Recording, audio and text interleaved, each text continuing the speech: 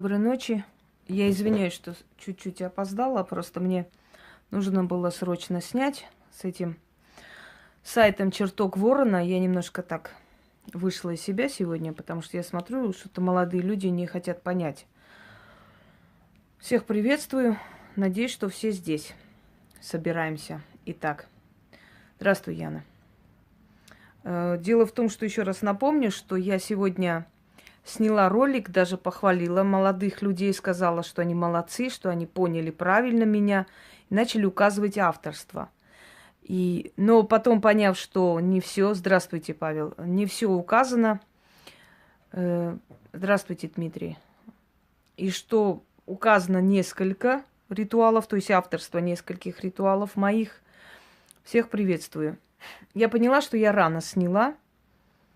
И я сказала, я этот ролик выложу тогда, когда действительно уже окончательно вы это все уберете. Пожалуйста, потом вас похвалю, скажу молодцы. Пока еще рановато хвалить оказалось. Может, они только начали как бы исправлять, может, я ничего не говорю, но очень хотелось бы, чтобы мне не пришлось отправлять в комитет по авторским правам, по защите. Это, во-первых, письмо. И мне бы не хотелось их сайт убрать, потому что я могу убрать их сайт. Я убирала уже такой сайт, и не первый раз, за воровство моих работ, да? И не хотелось бы им вредить, чтобы им было плохо. Поэтому еще раз обращаюсь. «Чертог Ворона», сайт. Уже все узнали о вас. В любом случае будут заходить и говорить: «Здравствуйте, Сурен». В любом случае будут заходить и говорить: «Это ритуалы Инги Хосроевой». Поэтому как хотите, в любом случае. Если вы не хотите потерять доверие и уважение людей к себе, если вы не хотите, чтобы люди начали думать, что и все остальные ритуалы не ваши, собственно говоря, так и есть, но это, опять говорю, меня не волнует, то будьте любезны, у вас еще один день, чтобы обозначить все мои ритуалы. После этого, конечно, я вас похвалю, и тот ролик, который удалила, снова поставлю. Потому что уже буду считать, что вы это заслужили. А пока я думаю, что рановато я вас похвалила, да. Мне было просто очень приятно, когда я подумала, что, ну, может быть, действительно в наших интернетных просторах оказались более-менее честные люди. К сожалению, я, наверное, ошибалась. Я показала вам книги свои, я показала, откуда эти ритуалы. Если это, по-вашему, неофициальный патент, то тогда будем на суде уже эти патенты показывать. В конце концов, вы знаете, от того, что вы вот вступите со мной в конфликт, вам ничего хорошего не грозит. Добрый вечер. Потому что если ваш сайт везде прорекламирует в обратной, да, в обратном качестве, я думаю, что от этого вам не станет легче, правда? Согласны? Поэтому зачем вы сейчас вот нарываетесь на скандалы? Конечно, еще раз повторяюсь, когда ты вора поймал за руку на улице, да, он не скажет: да, я своровал, украл, извините, это ваше. Всегда вор скажет: ты скандальная, ты сумасшедшая, ты полоумная, оставь меня в покое. Так вот, что скажет, это уже его проблемы, но что я скажу, вот что главное. Поэтому, уважаемые админы, там, конечно, вы взяли еще фотографии известных людей, которые, если узнают, может, и начнется новый конфликт с вами. Но это ваше дело, как хотите. Но в любом случае, я очень надеюсь, последний раз, я даже попрошу Яну официальное письмо отправить на их почту. Яна, если тебе не сложно, укажи товарищам, какие ритуалы нужно обозначить, и какие ритуалы оттуда мои. Может быть, они не совсем знают, но я сомневаюсь, потому что это целенаправленно взято у меня. Они прекрасно знают, где они берут, да. Спасибо. Просто обозначь, и по-человечески, я думаю, что у них есть обратная связь, да. Мы всегда решаем все дела по-человечески, до поры до времени. Если люди не хотят понять, значит, уже решаем по-другому. Потому что я говорю, что я к мадам Полынь тоже направляла письмо официально, тоже сказала: пожалуйста, укажите мое авторство. Она не захотела и получила. Давайте сделаем так, чтобы и с вами так не было, хорошо? Все, я свою сказала. Я уже сегодня и так посвятила слишком много времени этому делу, но уже нужно. Ночной Мадрид – это хорошо. Итак, всем доброй ночи, друзья мои. Сегодня будем говорить о мире мертвых. Да, халява закончилась, правда, Павел. Мне уже все равно, знаешь, если уже один раз тебе сказали, что ты скандальная и такая сякая, ну и достаточно. И прекрасно, будем оправдывать это название. Хватит, хорош.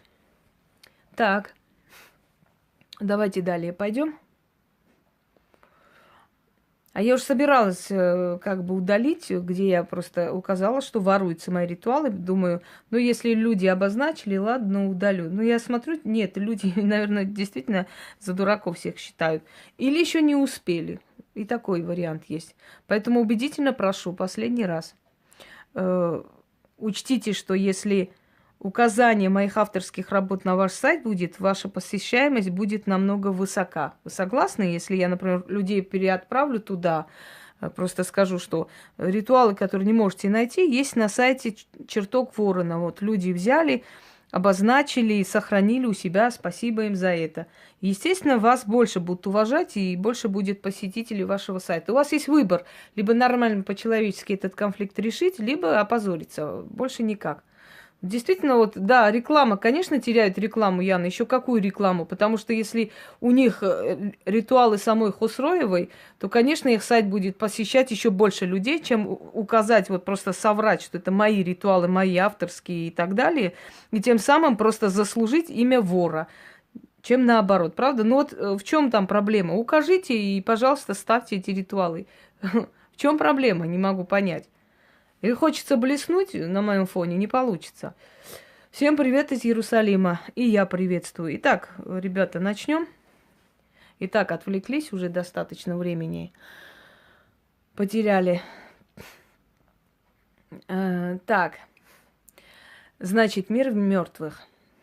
Ну, хотелось, да, если подмочили репутацию, я им обещаю, что я уберу эти все ролики касаемо их.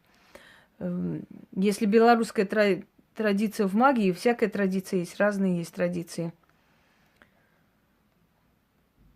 Я видела, что ваше авторство уже указано на всех ритуалах. Не на всех указано. Там есть мои еще ритуалы, которые еще не указаны. Я сейчас буду по порядку рассказывать, Павел. И все, Ирина, указано. Там еще есть ритуалы, на которых не указано. Поэтому, если бы были на всех указаны, я бы не сказала. Да, только на пару. Там не на всех указано. Они просто думали, что здесь одни дураки сидят. Сейчас пару ритуалов обозначим, остальное будет наш. Ребята, ну не получится у вас мои ритуалы выставить как свои. Не получится, понимаете? Вот слишком они известные ритуалы, слишком много людей ими пользуются. Не получится, ну при всем желании не получится. Тем более люди, которые интересуются магией, они все мои ритуалы знают. От практиков до простых людей. Ну вот никак не получится на самом деле. Это нереально. Вот поэтому я почему вам говорю, что все равно вам будут все время писать. Вам это приятно слышать, что вы своровали, украли, что и так далее. Зачем вам это надо? Потому что потом будет большое сомнение в остальных авторствах в том числе. Вот в чем дело. Но если есть у вас мозги, вы поймете. Нету, значит, будем действовать, как я сказала. Ну вот ставили и хорошо, значит, не успели. Пускай поставят дальше, на остальные тоже, потому что я остальные тоже видела. Они переделывать не имеют права. Пусть попробуют переделать, потом я их переделаю. Итак, мир мертвых. Итак, дорогие друзья, в пространстве, в астральном мире, вообще слово астральное, да, от слова астра, что значит звезда. Это греческое слово, что означает звездное небо. Давайте по теме, это я решу, хорошо? По теме, когда начну и как. Мне указывать не нужно, когда мне начинать по теме. Все, точка. Конечно, я лояльно подошла к вопросу воровства. Очень лояльно. Но меня вынуждать просто уже по-другому поступать. Видимо, я еще раз говорю, есть еще версия, что может быть, люди еще не успели. Будем надеяться, что это так, а не так, как я думаю. В астральном пространстве есть много миллионов, миллиардов душ, которые ждут своей очереди, чтобы рождаться. И эти души знают друг друга. Эти души знают друг друга, они знакомы. Сейчас скажу, почему. Это жнец. Жнец, который собирает души. Именно поэтому она изображается с косой. И не только женщина, это может и мужчина быть. Ну, ой, терпение, Таня, я не знаю, сколько мне терпения нужно с этим всем делом. Это ужасно просто. Это такой воровайский мир просто. Не воровской, а воровайский. Потому что это, это нечто. Итак, много миллиардов душ ждут очереди, чтобы родиться в этом мире. Для чего это нужно? Для того, чтобы душа имела право найти определенное место в пространстве, определенный статус. Всем добрый вечер. Душа должна показать, на что она способна, а значит, она должна прийти в этот сложный мир. Когда душа приходит в этот мир, она забывает все, что там знала. Спасибо, Таня. Мудрая, мудрая, хотелось бы, чтобы люди это оценили. Так вот, забывает, что там было, и приходит жить в этом пространстве. Душа может вспоминать свою жизнь до рождения там, иногда временами приходит во сне, приходит определенные видения. Спасибо, Нина. И как душа здесь себя проявит, как она себя здесь покажет, как она будет жить, тот статус и заслужит. И после того, как душа уйдет туда обратно, уже вот, судя по статусу, то есть, извиняюсь, по той жизни, которую душа вела, уже предлагается этой душе статус там. Очень часто мы говорим, да, вот бы мне родиться в средние века, или я родилась раньше своего времени, или позже своего времени, у меня не то. Ну вот теперь, наверное, опять включилась. Да, бывает, у меня... Итак, дорогие друзья, иногда мы, приходя в этот мир, не иногда, а все люди, собственно говоря, ищут свою вторую половинку.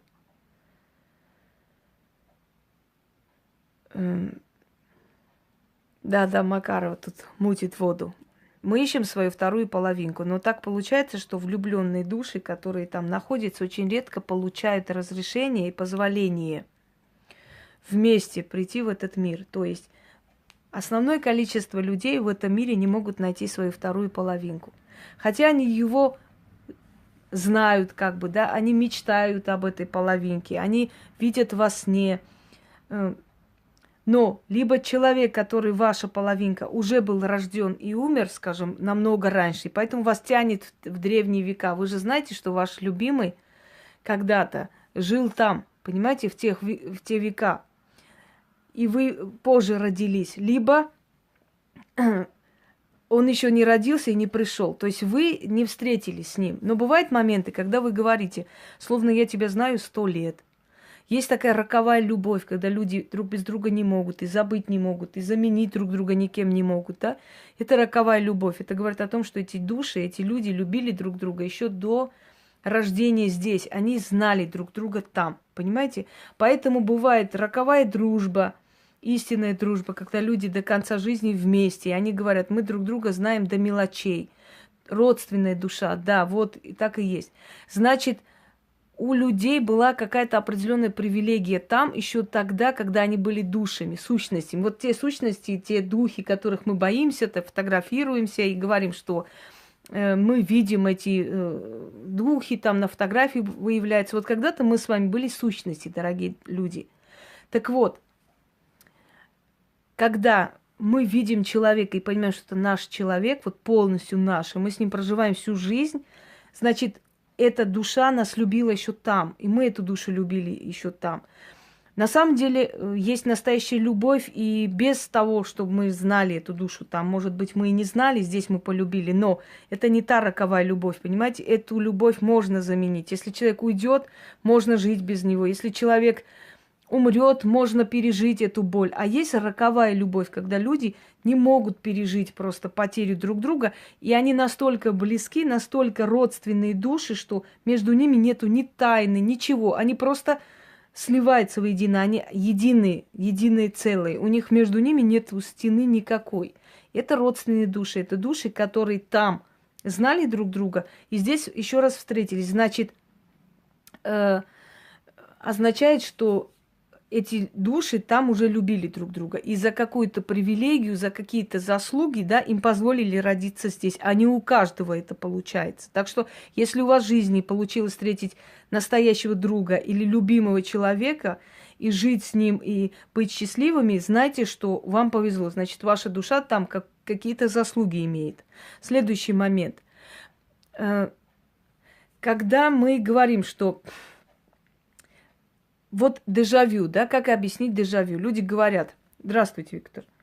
Ой, Виктория, извиняюсь, я неправильно прошу. Так вот, когда люди говорят дежавю, то есть были прошлые жизни и так далее, поэтому мы сейчас, значит, видим прошлые жизни, а значит, есть перерождение. Нету перерождения, не существует. Это больше мифология. И колесо сансары я вам сейчас объясню. Но существует другое. Если ваш род имеет определенные привилегии, и ваша душа имеет привилегию там, еще до рождения, когда вы были еще сущностью, энергией бродячей, скажем, да, жизнь дается душе для чего? Для опыта. Чтобы он пришел сюда, прошел этот опыт, эти испытания, разумным стал, более знающим и более заслуженным, и ушел обратно домой. Так вот, если вы помните что-либо из ваших... Знаете как, вот получается, что вы оказываетесь в одном месте и говорите: я уже здесь была, я уже это видела. Да, отмучиться вот именно кому как, в принципе. Я уже как бы этот момент помню. И так далее, и так далее. Это не говорит о том, что вы видите сцены из прошлой жизни. Это говорит о том, что вы когда были еще сущностью, еще энергией, еще душой, не без тела, да, вам дали право наблюдать за тем родом, где вы должны родиться. Вот вам дали право наблюдать за этим родом, за той обстановкой, где вы должны родиться и жить. Здравствуй, Наталья. Значит, это означает, что вы знаете свой род еще до рождения. То есть этот дом знаете, и эти места уже знаете, вы уже были здесь, понимаете? Вы наблюдали за тем родом много веков даже, может быть, прежде чем здесь родиться.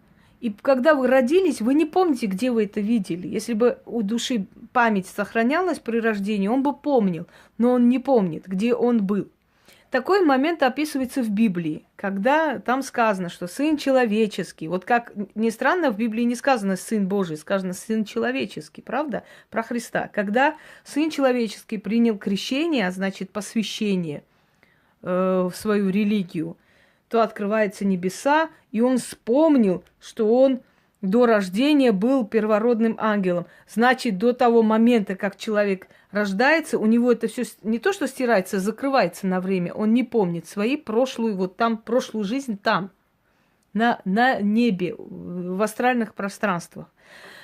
Почему нет перерождения? Перерождения нет по той простой причине, что каждая душа имеет право один раз прийти в этот мир, один раз это увидеть, пройти и уйти, потому что там много миллиардов душ, ожидающих рождения. И перерождаясь, если бы человек перерождался, второй момент, когда мы на спиритическом сеансе призываем душу человека или работаем с мертвым миром, как же тогда понять, если человек переродился и ушел куда-то, там, скажем, в России помер Петр Петрович, в Китае там Сянь Ваньдинь родился. Как же получается, что мы идем к Петру Петровичу на кладбище, делаем ритуал, связанный с мертвым миром, с его душой. И оно у нас получается. Как же так? Сянь Ваньдинь не обижается там в Китае? Как это понять? Это не состыковка. Если бы душа перерождалась, то вообще разрушается вся основа магии. Получается, правда? Получается, что мы не имеем никакого отношения к мертвому миру, мы не можем делать никакие ритуалы с мертвым миром и вообще и так далее, и так далее. Но поскольку мы делаем ритуалы с мертвым миром касаемо, поскольку мы делаем ритуалы, связанные с душами, связанные с сущностями, это значит, что эти души, сущности и прочие, они есть. Откуда берутся эти души, я не могу на этот вопрос ответить, поскольку я не Господь Бог. Эти души есть в пространстве. Это сгустки энергии, это материализованная энергия и интеллект. Понимаете? То есть вот когда человек умирает, у него тела нет. но он себя чувствует в пространстве, он это видит.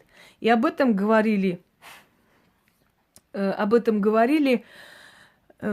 просто живет веками, Павел, душа живет вечно. О том, что они ощутили себя как, то есть разум свой, но поняли, что они бестелые и не могли видеть себя в пространстве. Так говорили люди, которые находились между жизнью и смертью. Я находилась между жизнью и смертью. Я об этом говорила, и это описывала. И я говорила про этот свет, очень яркий свет. И бешеная скорость, когда ты несешься просто вперед. И все лица, разные лица, непонятное шуршание. Вы знаете, находишься как в аквариуме просто. Уши закладывает, как в самолете.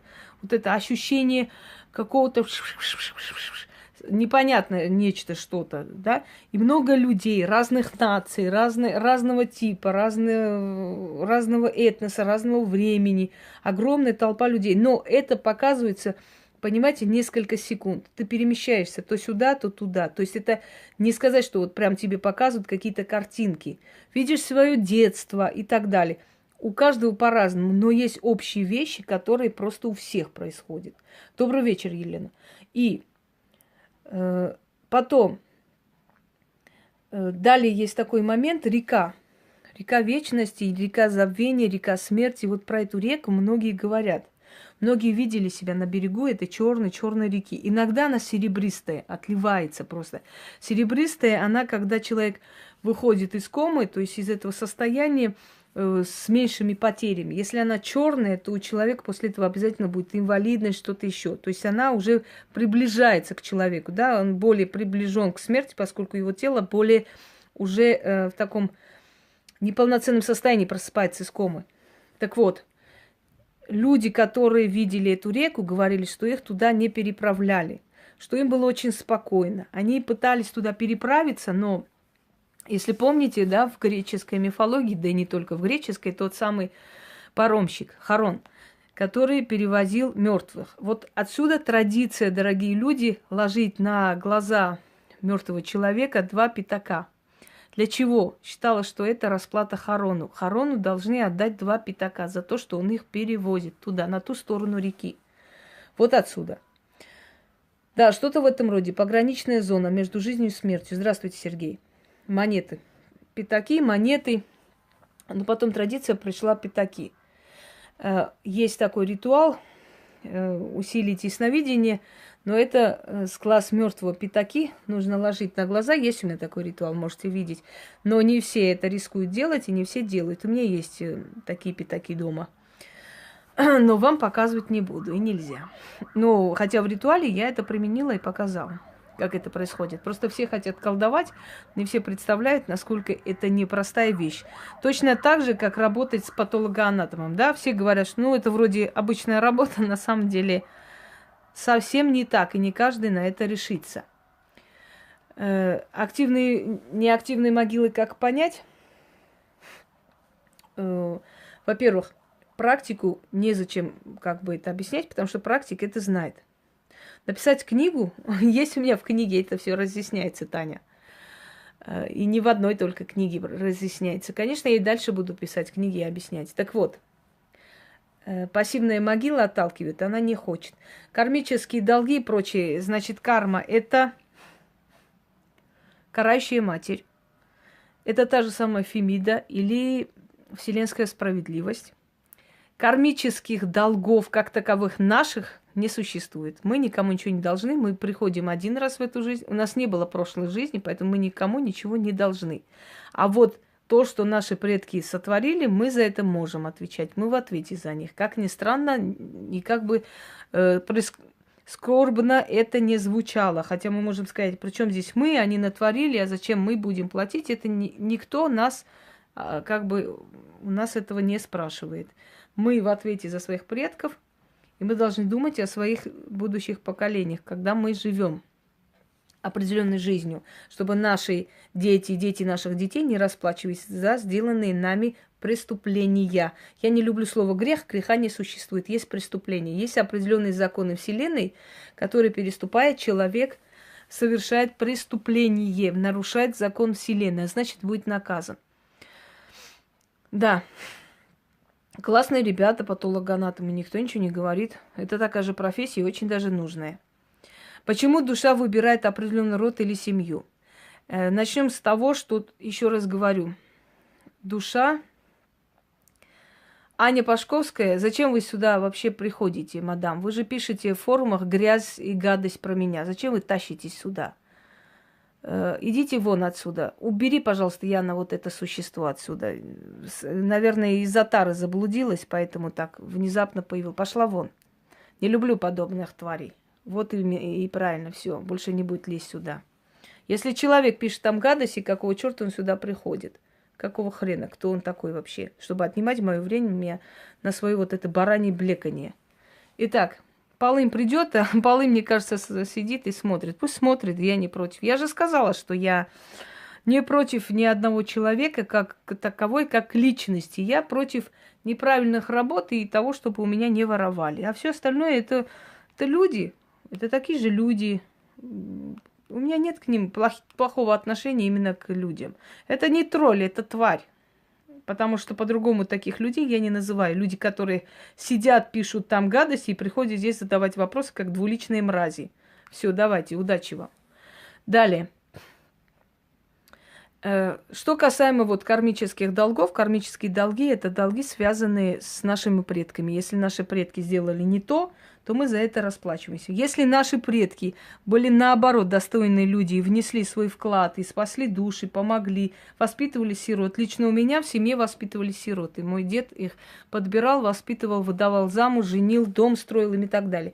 И в трудные минуты вот эти вот, скажем, грубо говоря, бонусы, да, твоих предков приходят к тебе. То есть благодаря праведности и достойной жизни твоих предков тебе приходит определенная помощь. Вес человека меняется, когда он умирает. Как ни странно, да, ученые взвесили умирающих людей, и оказалось, что у всех как раз вот определенные граммы становятся меньше. Некоторые говорят, что как бы уменьшается как-то так водная часть человека, но я не думаю, что водная часть человека сразу начинает сохнуть за пару секунд, да. Он еще пока как бы теплое тело, и я не думаю, что у всех одинаковые граммы не достает. Это значит, что это душа. Вообще я видела умирающего человека, я видела несколько смертей, когда человек дышит, сначала дышит животом, очень интенсивно дышит, потом начинает дышать солнечным сплетением, поднимается грудь, приподнимается, а потом такой, знаете, и все. Я видела смерть моей прабабушки, еще там, и вот так вот. Да, воздух изо рта как вылетает, и ты понимаешь, что глаза остекленели. Все. Уходит человек таким образом. Вот видишь, Алина, вот у тебя бабушка вот такую жизнь вела, поэтому, может быть, в тот момент, когда вы могли погибнуть всей семьей, ты знаешь, да, эти страшные моменты 90-х годов, вы спаслись именно благодаря тому, что этот человек была как бы праведной. Вообще, возле... Зевают, да. Душа находится возле тела 9 дней, да. Душа не возле тела находится, а возле родных. 9 дней проводник объясняет душе, что он ушел, что он умер. Знаете как, мы не можем 100% утверждать, но еще раз вам говорю, опыт поколений, когда у многих одно и то же происходит, то это уже дает нам как бы сделать выводы определенные и понять. Да, 90-е – это страшные годы. Так вот, 9 дней проводник объясняет душе, что он уже ушел, и что ему нужно просить прощения у тех людей, которых он обидел, что нужно закончить старые долги, нужно отпустить свои обиды и готовиться к определенному суду. 40 дней он прощается со всеми родными и с родными местами. Год он стоит возле своей могилы, пока тело не разлагается. Именно поэтому вот возле свежих могил люди совершают порчи, то есть люди, которые профессионалы, да? Если тело не тлеет долго, значит, душа мучается. Именно по этой причине в древние времена, да, вот поэтому и говорю, Алина, что именно благодаря вот предкам ты выжила. В древние времена кремировали. Вот и Яна говорит. Я говорила своему сыну то же самое, что меня следует кремировать. Я хочу освободиться сразу. И причем быть везде. Я не хочу, чтобы мой ребенок был привязан к моей могиле. Понимаете? ухаживают могилы, ставить то, ставить это. Ну, людям понравится, не понравится, меня это мало волнует. Я попросила своего сына меня кремировать, отвезти в Грузию и просто рассеять мой пепел над моей рекой, которая вот, которая мне знакома с детства, то есть река моего детства. И, собственно говоря, я буду находиться везде. Душа не должна быть привязана. И в конце концов мы придем к кремированию, и нас, может быть, и насильно начнут заставить, то есть насильно будут заставлять это делать в скором времени, потому что забилось, и места нет. Места уже нет на земле хоронить людей, собственно говоря. Забито везде. Уже города строят посреди могилы, и вокруг военные городки и так далее, и так далее. Это очень опасно. Далее. Насчет души. Кремации мы уже объяснили, почему происходит, да? Потому что, тем более, то, что мы сейчас едим, это нас просто мумифицирует изнутри. Я уж не знаю, сколько времени нужно. Здравствуйте всем. День похорон моей сестры. На небе была радуга, да, и долго не исчезала. Очень может быть, что просто она прощалась с вами. Вы знаете, иногда бывает, что после смерти человека приходит некое животное в дом через 40 дней и так далее. Там, где похоронен, там и родишься. Это правда? Нет, неправда. Нигде никто второй раз не рождается. Нет ни у кого второго шанса прийти в этот мир. У нас один шанс и одна жизнь. Теперь, что касается рая и ада. Дорогие люди, ад, я уже сказала, от чего выбирает определенный род и семью. От привилегии той души, которая там находится. Если эта душа имеет привилегию, то его отправляет в тот род, который, скажем так, более достоин, да, согласно его привилегии. Вот. Если он наказан, значит, он придет в тот род, где у него будет мучительная жизнь. Вот. Такое тоже бывает. Итак, всем добрый вечер. Про животные. Вы хотели что-то сказать про животные? Да, животные приходят в течение 40 дней. Иногда бывает, что является то кошка придет домой приблудиться, то собака. После этого люди забирают и как бы содержат это животное. Это не просто так приходит. Там нет души человека, но это некое послание человеку оттуда, понимаете? Некое послание.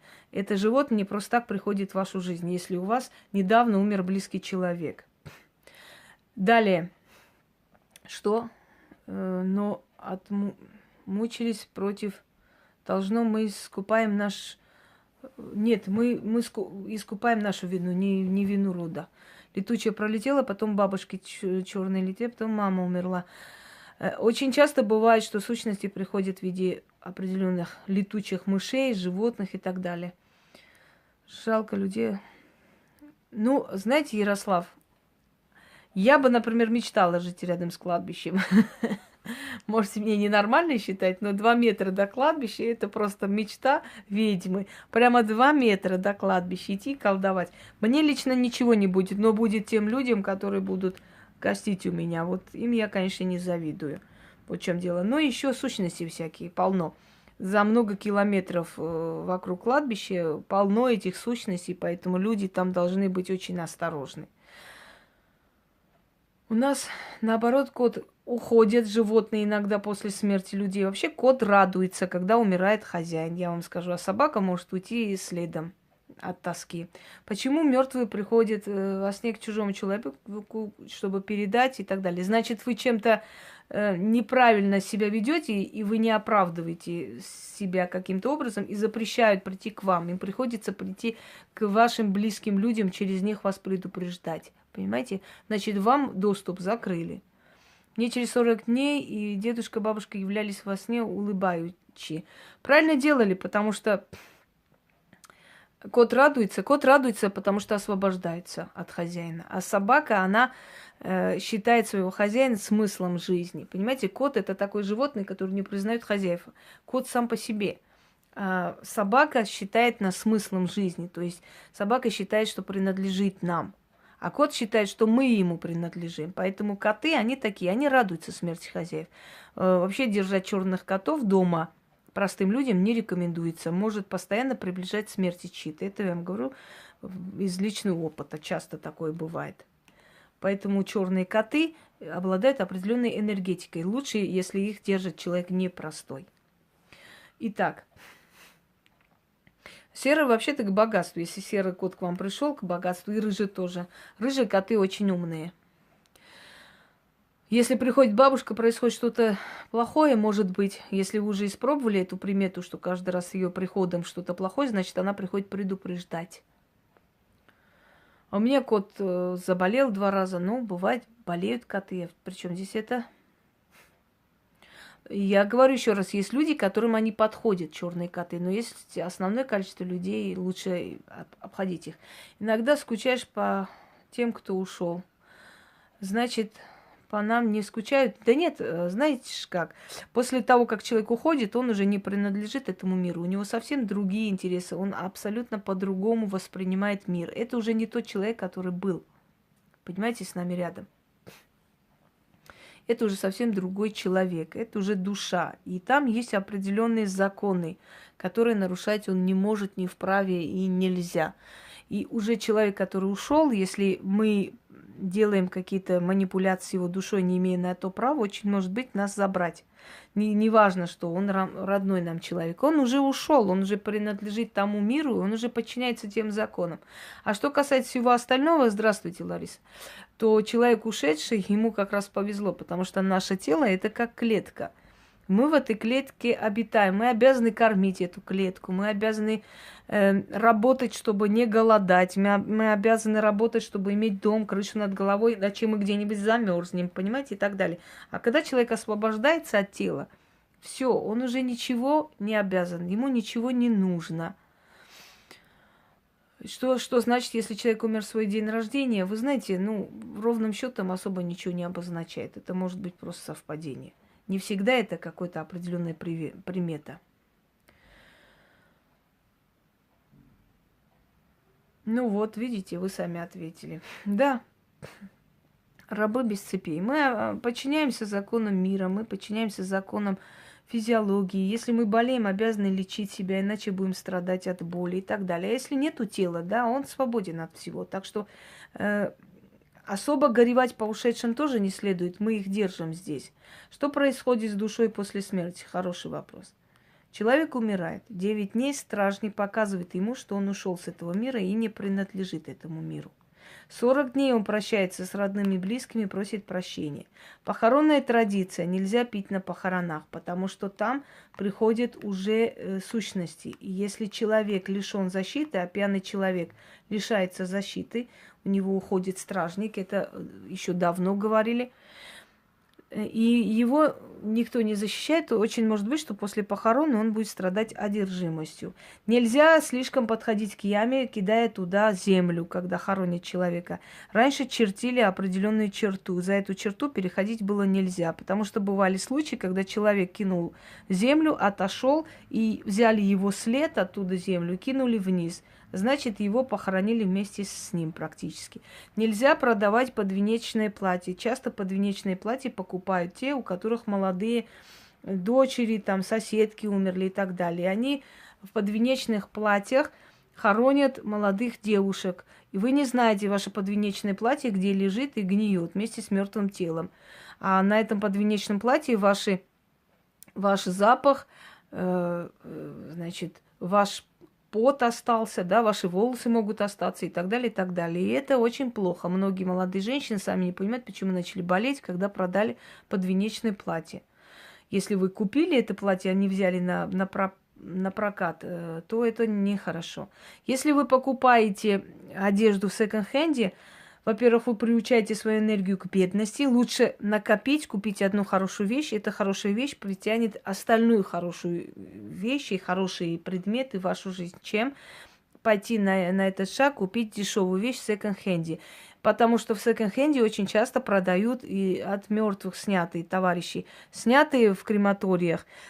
Точно так же парики из естественных волос иногда приводят человека к разным болезням, потому что пострижены волосы в крематориях. Понимаете? Никто свои шикарные волосы не пострижет и вам не отдаст. просто так не продаст. Когда говорят, живые волосы настоящие, вот у вас длинные волосы, метровые, шикарная шевелюра. Вы пострижете за 5000 рублей, отдадите кому-нибудь? Я думаю, что нет, правда? Вот. О чем речь? Очень часто в крематориях берутся человеческие кальций и подпольно их используют для лекарств. Вот. Нельзя носить чужие вещи. Как бы вы ни хотели, чтобы вот сэкономить, купить что-нибудь хорошее, красивое, поверьте мне, что если вы один раз приучили себя к таким вот ношенным вещам, вы все время будете только на это зарабатывать. Дальше у вас ничего не будет. Я помню случай, когда одна женщина, значит, в кармане купленной куртки нашла талон на кремацию. После этого она больше туда не ходила. Да, лучше этого не делать. Хотя там красивые вещи, да, одно время привозили, да, в 90-е люди покупали хорошие, необычные вещи, потому что со всех стран мира. Но такие вещи нельзя. Если задаривать свои вещи туда-сюда тем людям, которые не очень к тебе хорошо относятся, очень может быть, что шубу натуральную нельзя. Аня, знаете как, если ты берешь у человека, которого ты знаешь, то да, но если ты берешь у людей, которых не знаешь, очень часто бывает, предлагают золото, да, за бесценок, дорогие вещи за бесценок. Часто бывает, что это украденные вещи. Убили человека, сорвали с него эти вещи и продали. Или умерли родственники, разбились, скажем, всей семьей. И вот все драгоценности, украшения сестры человек продает. Не зная сути, человек покупает и не понимает, откуда у него получаются вот эти все страшные вещи. Бабушки, которые неизвестно, непонятно откуда цветами торгуют, я вам советую у них не брать это все. Почему? Потому что объясню. Сейчас объясню обо всем по порядку. Так вот, есть бабки, которые дают деньги алкоголикам, те идут на кладбище, собирают свежие цветы, которые приносят каждый день, особенно возле больших кладбищ, там Хованское кладбище, какое угодно. Хорошо, если это цветы возле кладбищ, которые можно, опять же, отнести на кладбище. А если они продают цветы там, где молодой человек взял и подарил своей девушке, правда? Вот. А там окажется, что это взято, значит, с кладбищ. Часто бывает, что непонятные игрушки какие-то, куколки и так далее, сидят женщины, просто продают. И такой бизнес существует, дорогие друзья, что есть умершие дети, там приносят игрушки этим детям, оставляют на кладбище, богатые люди. И вот они забирают это все и продают. Точно это вот очень напоминает бизнес с котами, собаками, где написано там «дайте на корм» и так далее. Они собирают этих бедных кошек, им дают снотворные, те лежат, спят весь день. После того, как вечером они уже собрали достаточные средства, там иногда собирают больше 40-50 тысяч там, за день, потому что Москва большой город, они сворачивают шеи этим животным и кидают в эту мусорку, понимаете? Вот в чем дело. И вот есть такие люди, которые на таких вот грязных вещах делают деньги. Так что будьте осторожнее. Далее вопрос про ад и рай. Если душа жила недостойной жизнью, если душа губила и переступала постоянно законы Вселенной, после смерти ему не дают покоя. После смерти ему заставляют жить между мирами. Это очень больно для них это физическое, просто, можно сказать, боль. Поэтому на наших фотографиях, на наших случайных кадрах попадающиеся сущности выходят со скалом, да, с таким искривленным лицом и прочее, потому что это гримаса страданий. Им очень больно здесь находиться. Это неприкаянные души. И они должны и обязаны здесь мучиться за то, что они мучили при жизни людей, скажем так. Есть еще другое наказание, когда заставляют человека смотреть, как его род гибнет, но он не имеет права ни предупреждать, ни помогать. Вот он что делал, то же самое приходит на голову его потомков. Это и есть разновидность ада. Так вот, про дьявола будьте добры. У меня есть снятый ролик, я сейчас не буду объяснять. Дьявол – это больше христианский персонаж и больше придуманный собирательный образ черного хаоса. Дьявол не такой, как его описывают. Конечно, за все отвечать придется. Следующий момент. Есть несколько пластов астрального мира. Душа, которая больше сделала, не добрых и не плохих дел, а достойных дел, то, что нужно было делать, больше внесла вклад в человеческий мир. эту душу вспоминают, эту душу благодарят, а значит, постоянно к этой душе идет определенная энергия. Эта энергия, которую он получает, его поднимает выше и выше. Он поднимается по пластам все выше и выше. Тот же самый пример могу привести, скажем, те же наши поэты, философы, да, насколько много у человека было сделано, чем чаще о нем говорят, чем чаще пользуются его ритуалами, вот у меня вылетело, его работами, либо его поэтическими, там, скажем, произведениями и так далее, тем сильнее и сильнее он становится. Он питается той силой, той энергией, которую ему постоянно дают.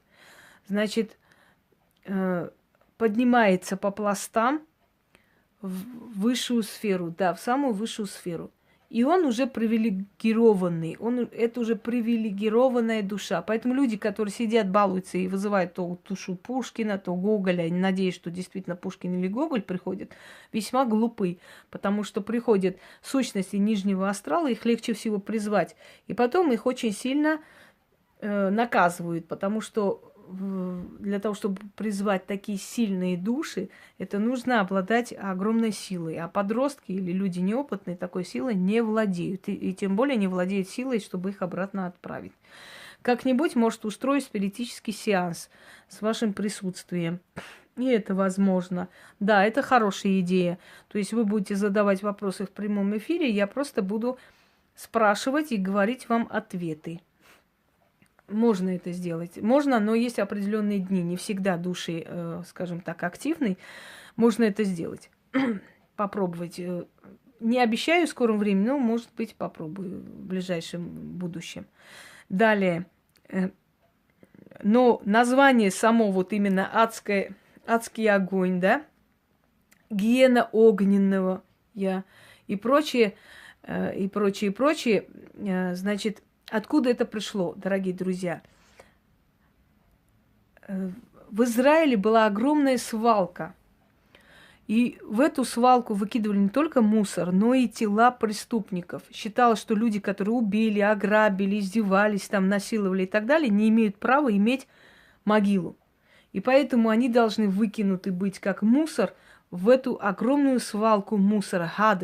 Гадес. Вот когда мы говорим гадость, да, гадкий, гад. Это от этого слова. Мусор.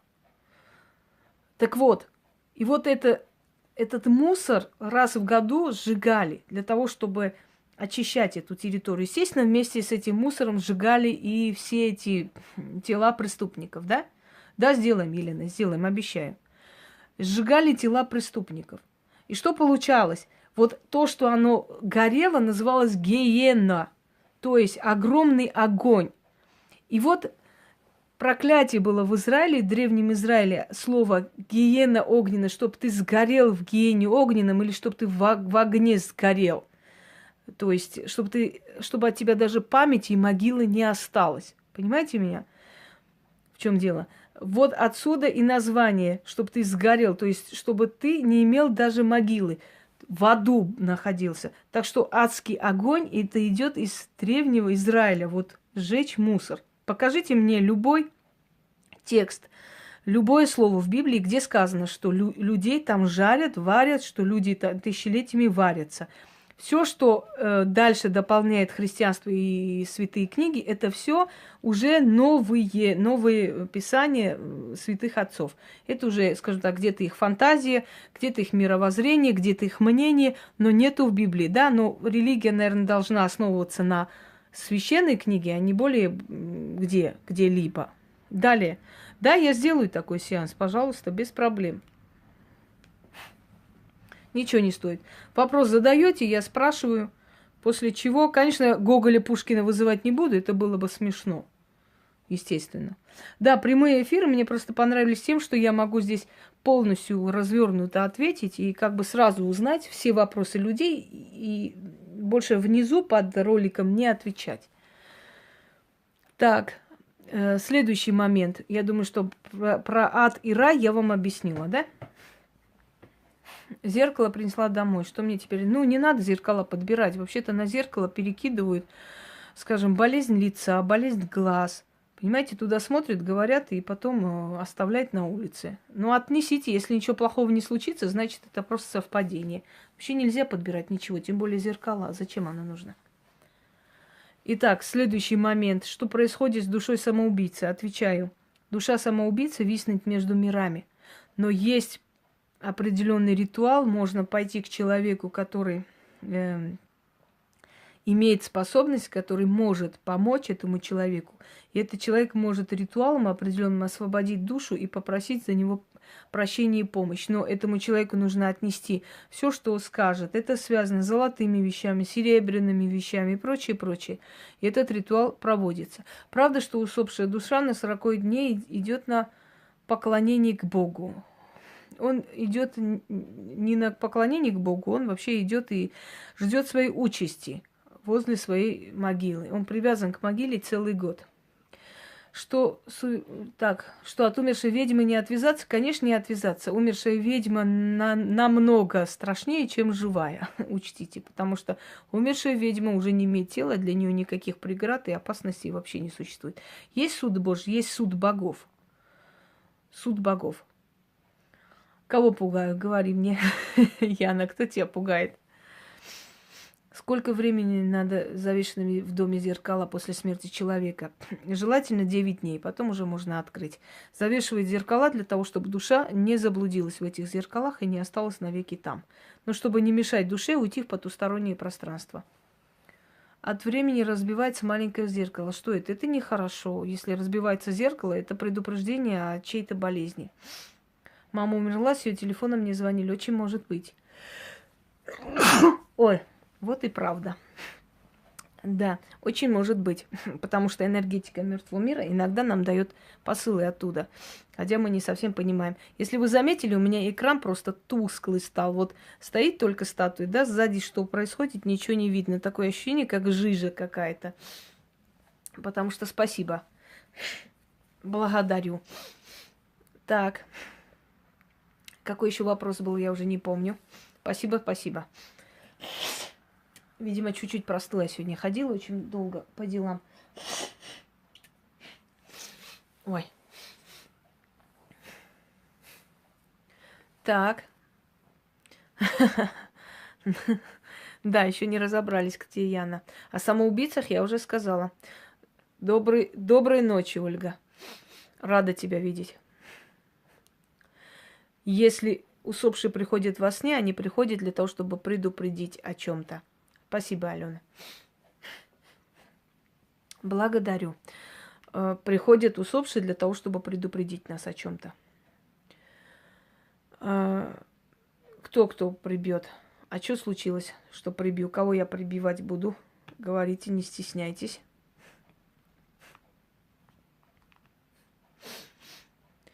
Вообще волосы лучше не выбрасывать. Вы свою жизненную силу выкидываете. Нужно сжечь. Хотя я сама это не всегда соблюдаю. Сапожник без сапог. Но советую сжечь. Так.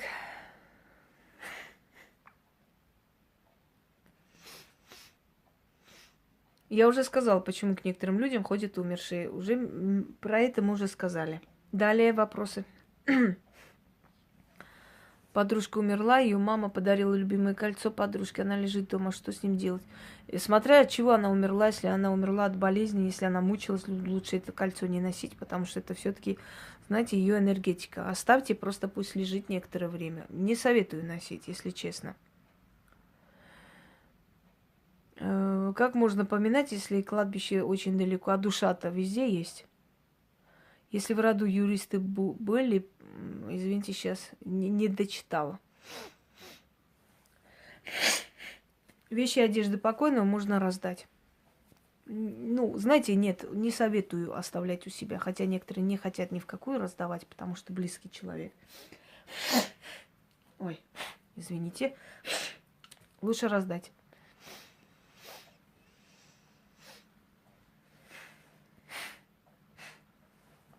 Конечно, умные люди всегда мешают дуракам. Это понятное дело. Так, что касаемо души животных. Есть ли у животных душа? Есть. Но эта душа не того уровня, как у человека. Однако многие, которые ставили камеру, после смерти своих животных любимых, да, говорили, что на камере появляется некий силуэт кота или собаки. Есть даже такие ролики в Ютубе, ну, ёпросоте. Заглянули через стену, я аж, хоть и привыкшая, ну, сама вздрогнула. Мертвых-то я не боюсь, но мне показалось, что кто-то в доме ходит. Чужой. Вот что. Ну ладно, ничего страшного, все нормально. Тут все свои. Нет, не нужно, не одевайте Жанара, если она умерла от тяжелой болезни. Это большой риск для вас. Не надо. Лучше просто оставьте где-нибудь и обманите, что вы носите. Или не то, что отдайте кому-нибудь, просто оставьте. Даже на ее могиле. Существуют инкубы-суккубы, я про это говорила. Здесь инкубы-суккубы – это не души, это сущности, вампиры, это сущности, которые отвечают за, скажем, разврат, что ли, человеческий и так далее. Поэтому об этом не будем. Посуду отдавала в церковь, а ту совсем старую посуду выбрасывала. Ну да, если вы считаете, что как бы вам не очень приятно из этой посуды есть орби это души, я бы не сказала, что всегда орби это души. Вы знаете, вперемешку есть разные цвета, есть разные типы, скажем так, разновидности шонгов или сущностей, еще по-другому их называют. Все, улетел с головы. Светящиеся шары, сущности и так далее. Там есть и души, там есть и сущности, там есть и бродячие энергии, все что угодно. Если заказываешь панихиду, несешь в церковь еду, угощение усопшим, едят довольным, лучше им на кладбище носить. Лучше никуда не носить, усопшие ничего не едят. Если вы хотите их душу усилить, зажигайте свечу, энергия огня усиливает, приносите им спиртное, сигареты или то, что он при жизни любил. Вот и все. Но определенное время, через некоторое время они вообще уходят оттуда, и это уже не активные могилы, они уже вас не ждут там, они вас не видят там. Одежду из церкви можно брать для нуждающихся людей? Ну, нуждающихся людей, да, но если вы приучите брать вещи, вы станете вскоре нуждающимся сами. Бывают вещи и сны, конечно. А статуэтка, у меня статуя всегда шевелится, так что не удивляйтесь. Ощущение, что они подходят к экрану и отходят. А сзади этой статуэтки вообще образовалась нечто такая жижа. Вообще непонятно что. Вот смотрите. Словно за этой статуей вообще ничего нету. Хотя там и статуэтки, и все, но они слились воедино. Так, далее. Мутная, да, согласна. Что касается животных, говорю еще раз. Души животных имеют особенность сохранять своего хозяина и после смерти долгое-долгое время не хотят уйти от нас. В комнате у меня шевелится всегда. И тени есть, и все что угодно. Так что, дорогие друзья, не бойтесь. Все нормально. Привыкайте, а как вы хотели. Это все-таки... Я вам сейчас даже кое-что покажу. Одну секунду. Извиняюсь, я экран пока в эту сторону. Сейчас я возьму и покажу вам действие сильных мертвых сил. Секунду.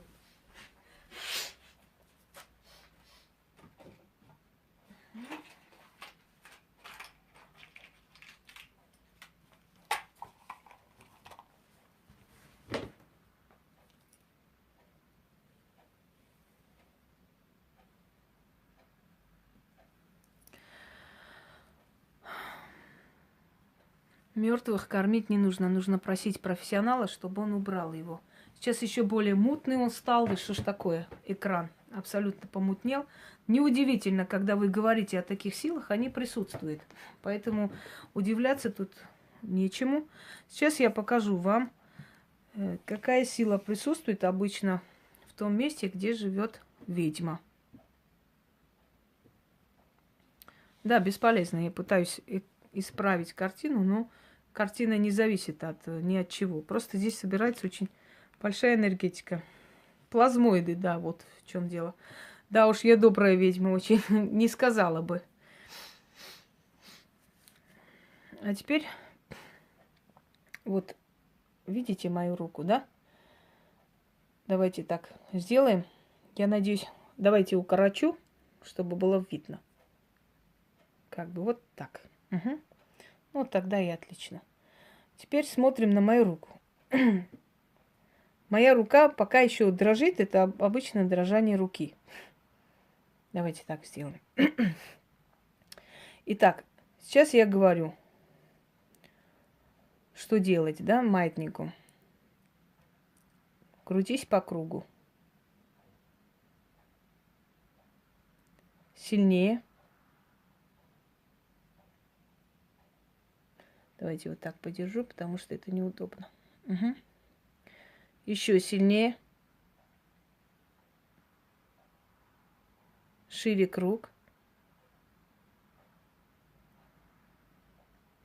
Еще шире.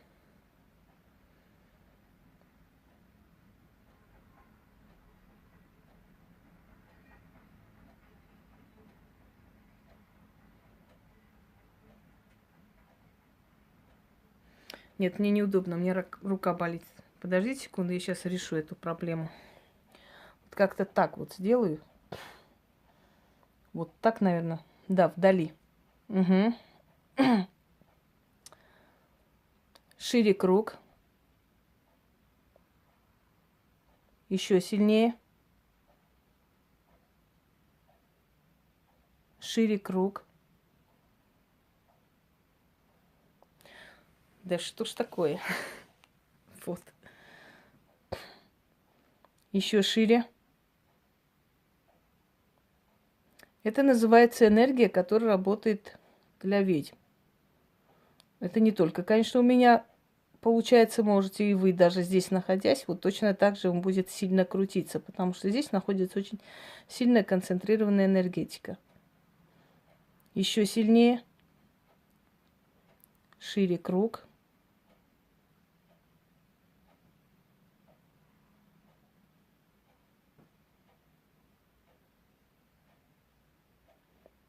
Покажи всю силу. Покажи всю силу. Покажи всю силу. Да, здесь просто мне неудобно, конечно, держать, но насколько я могу трогать. Эфир прыгает, потому что мы говорим о мертвых душах, а когда мы про них говорим, они приходят. Есть даже такое поверье, на ночь глядя, если о мертвых говорить, что они ходят. И поэтому не удивляйся, Матвей, что эфир прыгает. Еще сильнее.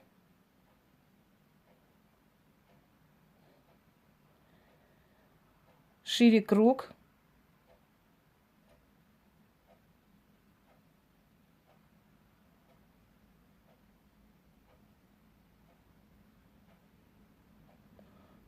Покажи всю силу.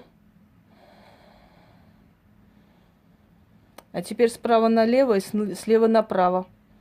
Остановись, стой. Стой. Стой. Стой. Справа налево и слева направо. Начни.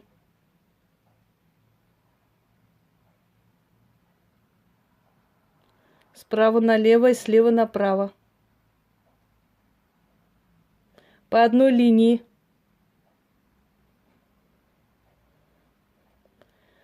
По одной линии.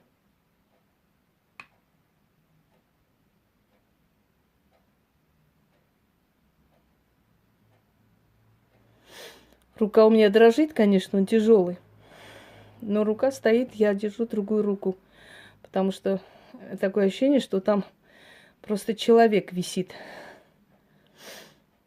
По одной линии.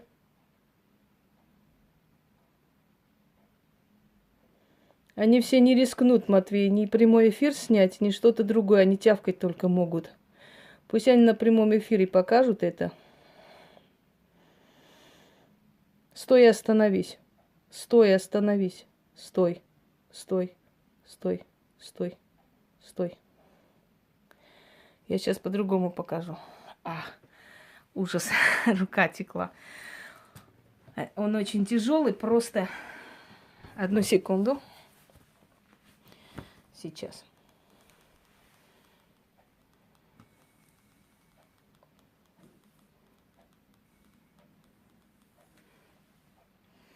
Далее. Вот сейчас я попробую вам показать.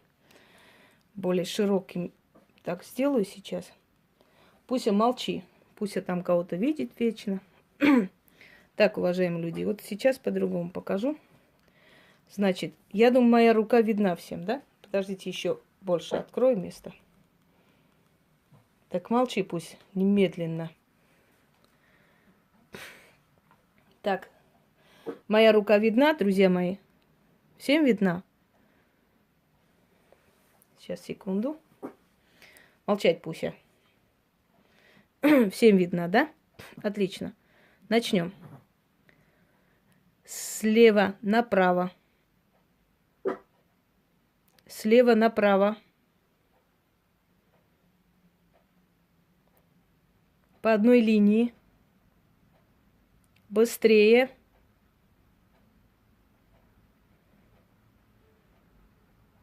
Еще быстрее. Еще сильнее. Да, я, наверное, все-таки вам покажу спиритический сеанс, чтобы вы поняли, кто такие настоящие, а кто фуфло всякое. Крути по кругу. По кругу. Сильнее. Еще быстрее. Цепь напряженная, словно его кто-то держит. Сейчас подальше сделаю, чтобы не стучало. Еще сильнее. Шире круг. Крутись еще сильнее.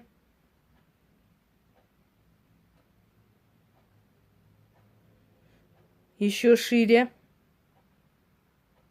Если у человека нет связи с духами, у него нету силы.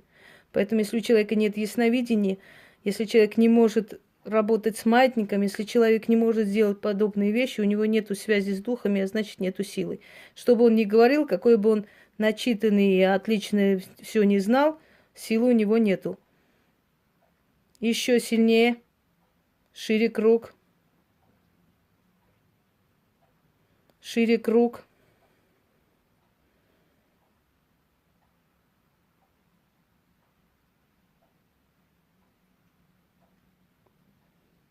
Дрожание руки, потому что рука отекает, потому что очень сильная сила виснет.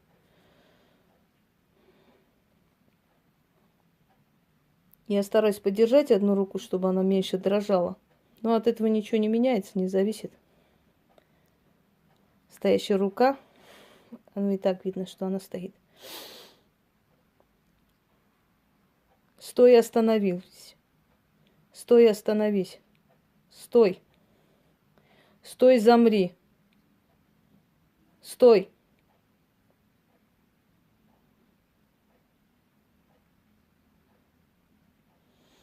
А теперь начинай крутить с телевизора и до экрана по одной линии. От телевизора и до экрана по одной линии. Начиная от телевизора и до экрана по одной линии.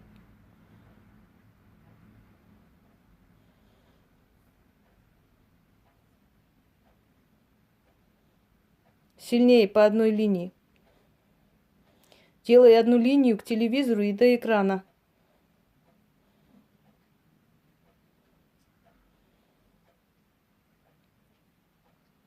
Сильнее.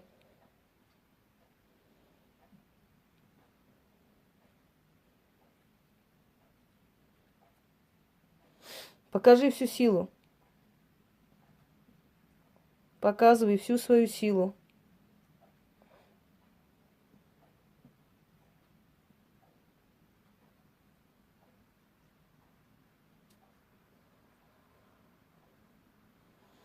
А теперь черти круг. Широкий круг. Еще шире.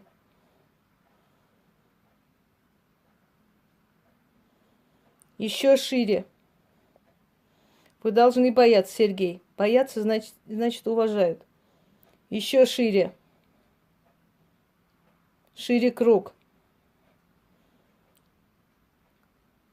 Подними круг выше. Коснись статуи.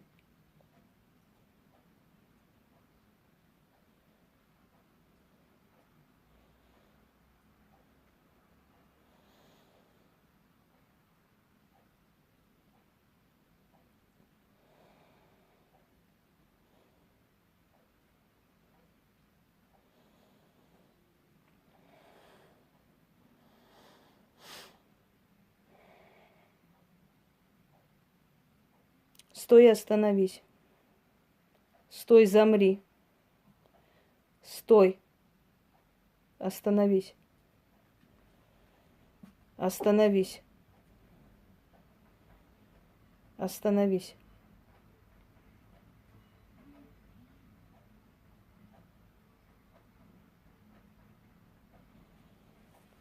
А теперь я могу вот так держать. Я никакой задания не даю. Вот так и будет стоять.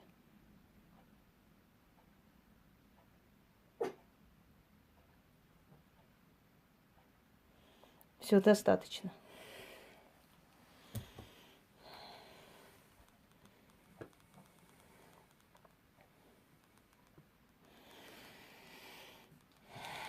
Извиняюсь, я немножко тяжело дышу, потому что сила уходит.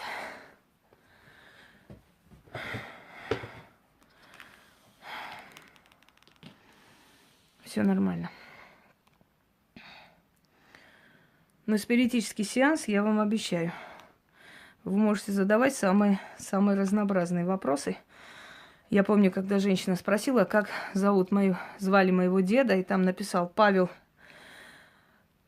Как он написал? Павел Матвеевич. Как-то вот так. И она была в шоке, потому что все-таки имя-то можно угадать, да? Но, извините, имя, отчество, это навряд ли. Итак, дорогие друзья, будет менять и формы, и все что угодно, не удивляйтесь. Потому что это нормальная вещь. Фух, да. Муж, жена после смерти, смотря насколько у них любовь была сильная. Если действительно у них была любовь по судьбе, то да. Не нужно пользоваться Нелли обычным людям, маятником и чем-то еще. Не стоит. Смысла нет.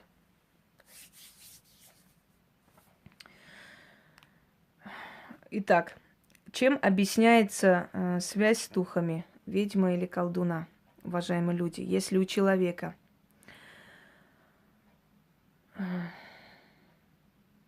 не нужно трогать таланты ушедших людей, имейте свои таланты. От них вы можете ждать только помощи, покровительства в трудную минуту. Они свои таланты вам не оставляют. Я не знаю, Роза Красная, что за вопрос вы задали, чтобы я ответила. Еще раз задавайте, что я хотела сказать. Так вот, если человек... Как вы прогоняете мысли головы, именно а не ваши приказы? Мне не нужно прогонять мысли. Я даю четкие задания, и он выполняет. Крутится туда или сюда. Я не задаю вопросы в данный момент. Я в данный момент просила ее крутиться. Точнее, указывала. А теперь смотрим внимательно. Вот в том углу. Посмотрите силуэт человека. Сейчас чат исчезнет, еще раз покажу. Вот по направлению пальца. Посмотрите. Увидели? Да, в левой. Далее. Что касаемо всего остального. Да, вот стоит просто. Вот смотрите, еще раз показываю. Вот. Это силуэт человека, и он, как бы сливается со шкафом. Это не какой-нибудь там что-то, может быть, выдается за силуэт. Это действительно силуэт человека. Вот он. Причем я его через экран вижу, а так не видно, если честно. Только через экран. Вот поэтому я смотрю через экран, я его вижу. Часто бывает, да, у нас моменты, когда мы что-то снимаем, через экран видно, а мы потом оборачиваемся, нет, через экран видно. Или на экране записалось, а мы так его не видели. Духи принимают всякую форму, но в основном человека. Потому что наша психика так легче воспринимает их. Вот почему. Если они примут тот облик, который просто для нас невероятен, мы можем с ума сойти. Для того, чтобы как бы нас пожалеть, нашу психику, и духи, и силы, и боги принимают облик человеческий. То, что нам более знакомо и близко. Итак. Что я хотела сказать насчет... Да. Итак. Первый показатель того, что у человека есть сила, это связь с потусторонним миром, то есть с силами, с духами, да. Если у человека нет связи с духами, значит, у него нет и силы. Не может человеку, который не может видеть, который не может указать, который не может управлять этими силами, иметь определенную связь с духами. Да, кстати говоря, вспомнилось, Шнобелька говорила как-то, что вот... вызов дождя или остановка дождя происходит не при свидетелях. Хорошо, что у нас есть прямой эфир. Давайте как-нибудь действительно вызовем или гром, или дождь, или что-нибудь еще. Ну, в такую погоду, когда атмосфера более податливая, потому что было бы смешно там в мороз выйти, дождь вызвать. Конечно, получится, но это вам придется там полдня ждать. И тем более покажем народу, кто есть кто. Ху из ху, а кто не ху, собственно говоря. Но суть не в этом. Я в данный момент могу описать обстановку вашего дома, если вы хотите. Знаете, почему это происходит? Откуда эта информация идет? Именно от тех же духов, от тех же сил. Силы подсказывают человеку ответ на тот вопрос, который он задает. Итак, в данный момент, Валентина, я вам описываю ваш дом. Я вижу какой-то африканский стиль, африканские цвета. Вот песочный цвет, светло-бежевый цвет, черный стул или, точнее, кожаный что-то такое. Либо на чем вы сидите, либо рядом этот стул. Он кожаный, понимаете? Если вас не затруднит, можете сфоткать и поставить за главный экран, чтобы вышел чистый эксперимент. Ева, там красные цвета. Красный цвет и белый цвет. Подождите, я сейчас сама скажу. Так, Нелли, у вас через окно виднеется какой-то большой парк, и что-то там есть, либо для выступления какой-то большая площадь, сцена, не знаю что там такое. Так, я сейчас сама выберу, чтобы не сбываться. Так, Яна, у вас... водное пространство рядом с домом. Вода. У вас есть старинный какой-то храм, может быть, или старинный замок, что-то такое, полуразваленный, что-то в этом роде. Я не всех буду описывать. Я уже нескольких описала, попрошу сфотографировать и показать, чтобы эксперимент удался, скажем так. Сколько это сил воздействовано? Много сил воздействовано. Вы живете возле океана, Яна, ну вот, собственно, вот водное пространство рядом с вами. Елена, у вас салатовые какие-то тона, и причем под ногами какое-то, знаете, так, не леопардовое, но пестрое нечто лежит.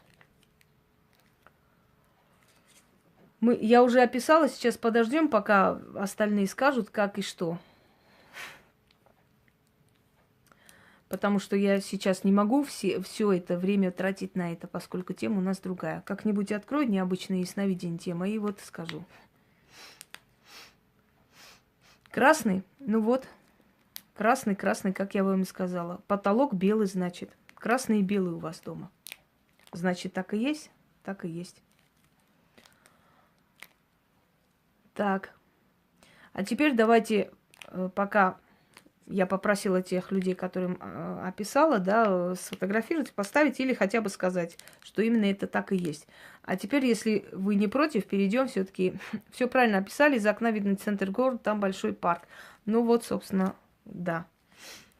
Старинные часы 17 века. Ну да, Яна. Я как-нибудь открою эту тему необычного ясновидения. Я помню, как люди поражались, как будто мы сидели у них дома. Кстати, Павел, у вас недавно чашка любимая разбилась. Вот что-то такое любимое с греческими какими-то узорами, кстати говоря. Она синеватая или голубоватого цвета, вот такой вот. Разбилась нечаянно. Правда ведь? Марета, у вас вот там, где вы живете, 2 больших кладбища. Прям 2 массивных больших кладбища недалеко от вашего дома. Еще находится центральная трасса, образует такой треугольник или как остров. И да, вот разбилась. И напротив вашего дома, Марета, зеленые большие буквы. Либо это банк, либо это что-то еще.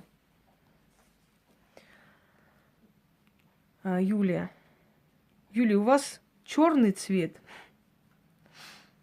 У вас красный цвет и цветочные что-то узоры вечно. Салатовые цвета, да, Елена. Хотя салатовые цвета, кошка перс, ну вот, салатовые цвета, я вам скажу, редко встречаются. Вот редко, что люди любят дома салатовые цвета, да, как правило, есть стандартные цвета. Инна, я уже вам описывал давно. Нет, я понимаю, что это очень приятная тема, и все хотят это все, но в любом случае. Еще, Павел, я вам скажу, там, где вы сейчас сидите, маленькое место, вот прям маленькое, вот впритык. И там еще находится много книг, может, на полу они лежат, я не могу понять. Вот прям как будто на полу, или коробка, или книги, вот что-то там лежит на полу. Леся, у вас беспорядок некий. Вы куда-то собирались или вы что-то переставляли? Свои одежды, наверное, на зимние или что? Вы на работе, да, Павел? Ну, значит, я правильно сказала, что все на полу валяется. Кстати, на работе у вас через дорогу находится большой комплекс какой-то. Океан, что ли, называется, или что там есть, плавательные бассейны, там есть фитнес-центр, в общем, все это в одну кучу, вот напротив вас. Может, океан он называется, может, волна называется, но связано вот именно с развлекательной. С кем сейчас лежу, не знаю, Ксения, вам виднее, с кем вы сейчас лежите. Это же не, знаете, как вам сказать, викторина и игры в проверочку, фитнес-центр, да. Поэтому давайте. Мне, конечно, приятно иногда бывает, что мы сбиваемся из основной темы, потому что приятно слушать. Это все я понимаю. Не буду спрашивать, все-таки я писала, волосы дыбом стали. Я это знаю, Алина. Давайте устроим потом необычные ясновидения. Я вам всем скажу, где что у вас находится. Если кто-нибудь из супермагуев тоже рискнет вот так вот в прямом эфире, точно сказала Леся? Ну вот, если кто-нибудь рискнет в прямом эфире вот так вот открыть тему ясновидения, описать людям обстановку их дома, как у них, что у них, отвечать на вопросы, показать, как работает маятник, да, провести темные цвета, коридор в цветах. Вот, значит, я правильно сказала. Провести, скажем, спиритический сеанс в прямом эфире и так далее, я бы сказала, что... что бы я сказала? Я бы сказала, молодцы. Вот, очень хорошо. А знаете, оттявкать на человека каждый придурок может. Сбербанк рядом с домом. Ну вот большие зеленые цвета. А Сбербанк зеленый? А, да, зеленый, точно. Логотип-то он зеленый. Это точно. Скажите, пожалуйста, после обряда фортуны очень меня тошнило. Может затошнить, если он привыкает к вашей энергии. У каждого по-своему. Каждый по-своему привыкает к энергии, поэтому может затошнить. А помните, я когда-то говорила, давайте не будем друг друга обвинять, обливать дерьмом, просто докажем свою силу профессионально. Я сказала, я предлагаю открыть тему ясновидения. Каждый у себя вот в профиле откроет тему ясновидения. Какой-то придурок мне сказал, я жду тебя здесь, кто ты такой, чтобы я ходила к тебе на профиль, сидела, что-то доказывала.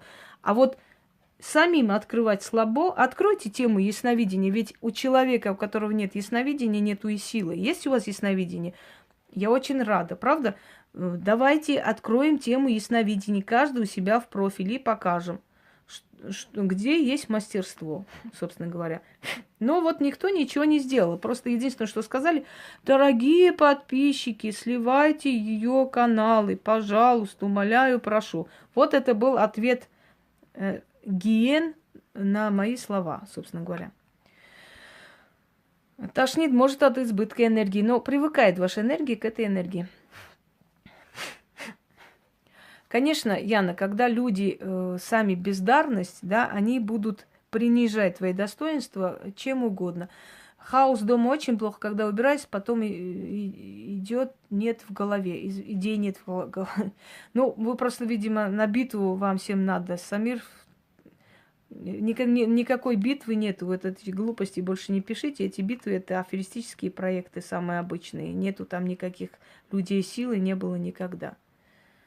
Так что успокойтесь, если кто-то верит, что в этих битвах есть хоть один настоящий знаток, тогда не надо меня на битву эту отправлять, роза красная, если вы знаете, что там аферизм и ерунда. И не поняла смысл вашей шутки тогда. Конечно, не могут тягаться.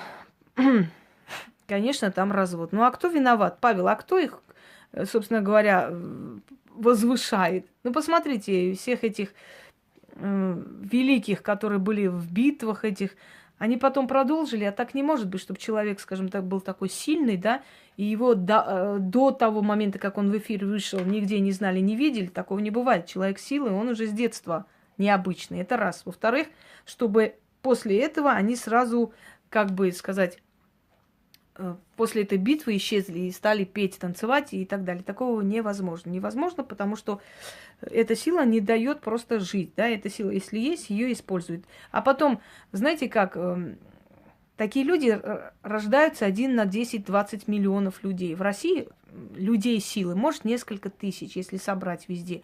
А если учесть эти битвы, получается, что на одного простого человека 500 магов и колдунов. Понимаете?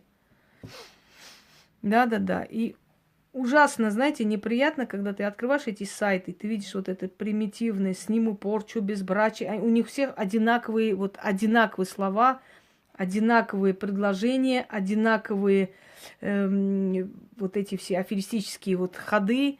И все там услуги оказывают, как путаны на трассе. Все с услугами, одним словом. Да, я тоже телевизор не смотрю, если честно. Мне некогда смотреть. Все, что мне нужно, я просто набираю и смотрю. Потому что телевизор там не перемотаешь, а здесь бывает время от времени, но обычно не смотрю. Компьютер есть.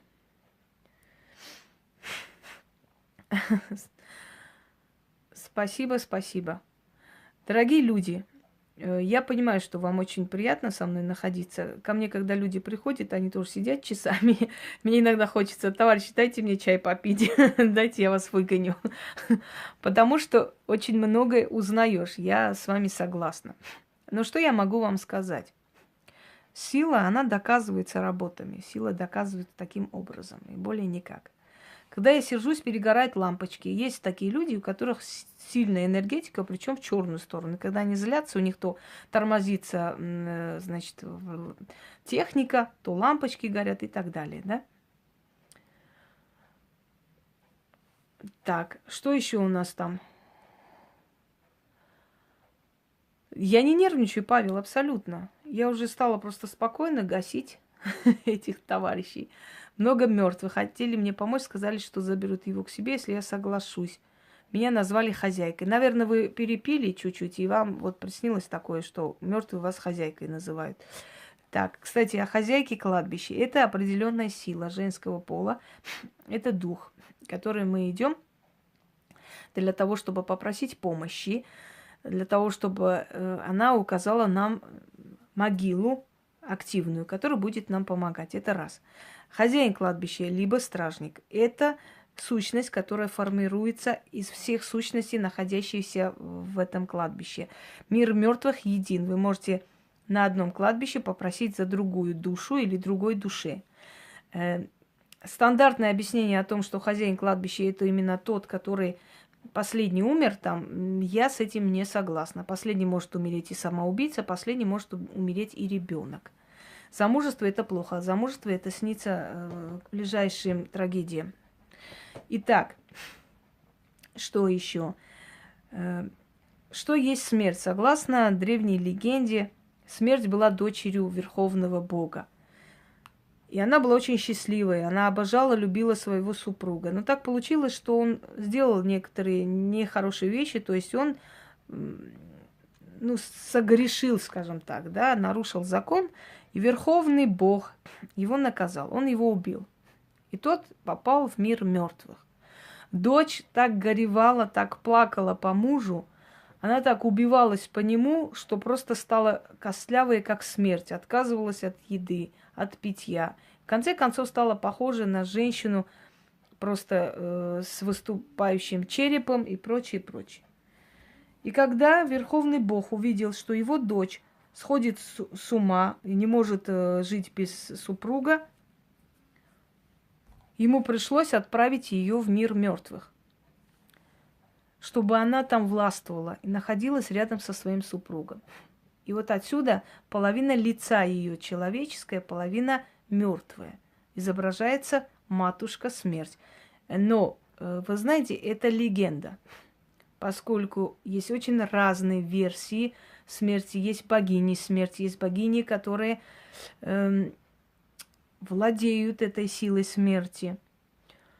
Есть богини, которые владеют непрекаянными душами. Есть богини, которые владеют душами самоубийц и прочее, прочее. Но в любом случае сила смерти, она очень великая. Силу смерти надо уважать.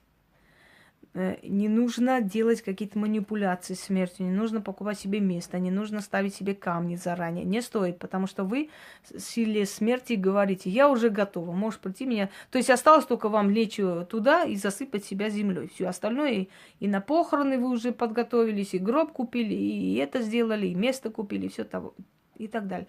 Да, Хель точно такая же, так ее изображают. Считается, что к ней тоже относится это, поскольку она дочь одного из сильных богов Локи. А Локи был жестокий, не церемонился ни с кем. Скажите, пожалуйста, у меня блок денег, какой ритуал мне надо? Никакой ритуал, блок денег снимает только профессионалы. Вы сами себе это не снимете, вы еще хуже сделаете. Глыбы камней – это препятствие. Так. Говорят, снимать порчу с гарантией. Как возможно такое? Никак невозможно. Никакой гарантии никто дать не может. Даже врачи, когда делают операцию, просят вас подписать, что вы при случае там всяких там непонятных, в общем, происшествий, то есть согласны, что если вы помрете, он не несет ответственность. Никакой гарантии не существует. Кто дает гарантии, те мошенники. Никакой гарантии. Гарантия – это твое имя. Гарантия – это люди, которые к тебе обращались. Но очень может быть, что 100 человек обращались, все были довольны, один обратился, а с ним не получилось. Такое тоже есть. Это не означает, что этот человек виноват. Этот человек берет за свое время, за свои силы. Вот и все. Если нет доверия к человеку, вообще обращаться не стоит. Далее. В Индии нет кладбищ. В Индии есть прекрасная река Ганга, в которой плавают трупы. Вот это и есть река кладбища всех времен и народов. Очень сильно загрязненные и ужасающие там такие вирусы, что не дай бог никому. Есть такая закономерность, есть, когда человек умирает, рождается ребенок. Мой дед умер, родилась я через пару месяцев. Пополнение потери в семье. Вводиться во сне с маленьким ребенком – это к чему? Это болезнь. Это некая болезнь, как правило, женщине маленький ребенок снится к женской болезни. Значит, вы скоро будете лечить определенную болезнь у себя. Огромные волны, цунами – это невзгода, это развод, это разрыв, это слезы, это расставание, предательство и так далее. Цунами – это очень неприятно, тем более черные волны, такие большие. Это нехорошо. Далее. Что еще интересует по поводу темы мира мертвых? Я думаю, пока исчерпывающе я ответила. Но если еще родительские дни пришли к нам из язычества. Но поскольку народ не очень радостно принимал новую веру, то пришлось некоторые языческие обряды переделать под христианские. Оттуда же и пришло и ставить свечи, оттуда же и пришло оставлять продукты, приносить цветы. Это кормление мертвых. Это давание им энергии, поскольку я уже говорила, что мертвые и силы, и духи, они питаются ароматом еды. И поэтому, принося им еду или питье, да, вы этим ароматом их усиливаете. Сейчас посмотрю, что вы написали. Извиняюсь, исчезла. Я только прочитала первую строку. Похоронила сына, а через 1,5 месяца узнала, что беременна.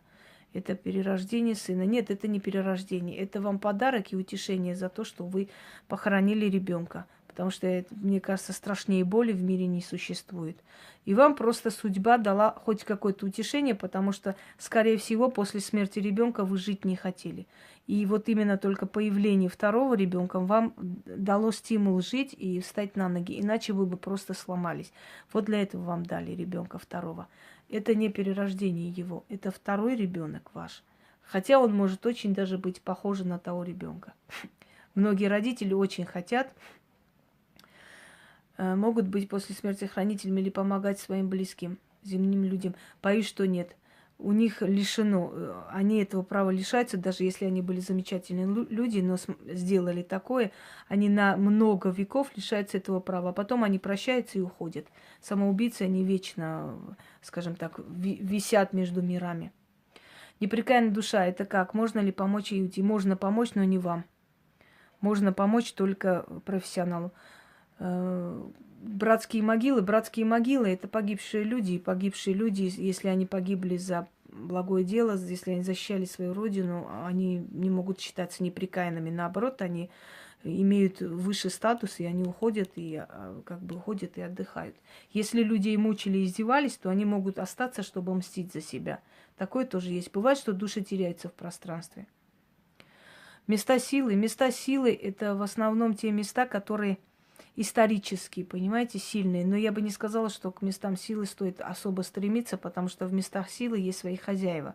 И, может быть, эти хозяева не примут вас. Еще раз показываю. Вот правый угол. Смотрите лицо человека. Здесь на экране ваши вопросы появляются, и как бы оно закрыто. Вот посмотрите, вот показываю, где указывает палец, вот лицо человека. Посмотрите. Вот он то исчезает. Вот он, вот, силуэт. Вот. Да. Я даже сейчас попробую вот так сделать. Как он там покажется, не знаю.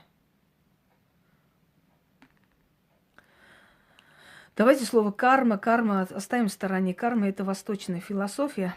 Карма рода может отражаться, если отец с собой покончил, но за него вы отвечать не будете. Просто очень может быть, что генетическая расположенность покончить с собой. И это нужно лучше закрыть вот эту воронку, чтобы после него больше никто это не совершал. Если человек способен себя убить, значит, у них в генетике это заложено, это есть. И если этот ген поднимает голову, то очень плохо. Несколько поколений друг за другом могут уйти. Вообще в роду самоубийцы друг за другом потом уходят люди. Несколько смертей сразу случается. 2 смерти точно после человека.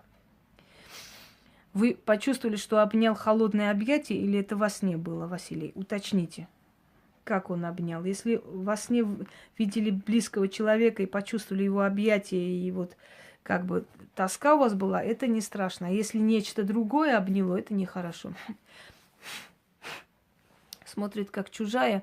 Да, потому что в мертвом мире есть свои законы. Мы должны мертвых отпускать, мы не должны их держать слезами здесь, они мучаются. Постоянными мыслями, плачем, мы их кормим. Во сне нехорошо, если человек вам незнакомый, мертв, ну, то есть вы знаете, но это не близкий, не родной, то не очень хорошо. Ангелы – это те же самые духи. У каждого человека один дух-хранитель. Он рождается с ним, но этот дух-хранитель, можно его назвать еще и смерть наша, понимаете? Она нас охраняет, нам помогает до того момента, пока сам нас не заберет. У него есть свой срок. И до того срока он нас будет оберегать. А потом позволит нам уйти. Неважно, каждый человек как уйдет. Позволит убить человека, позволит уйти от болезни, позволит попасть в аварию. Неважно, но он заберет. Если умершие родственники вас не деньги передают, это к разорению и к закрытию бизнеса. Отворачиваются, когда снятся. Ну, отворачиваются, значит, они недовольны вами. Значит, они что-то хотят сказать, предупредить. А вообще умершие родственники могут помочь во многом.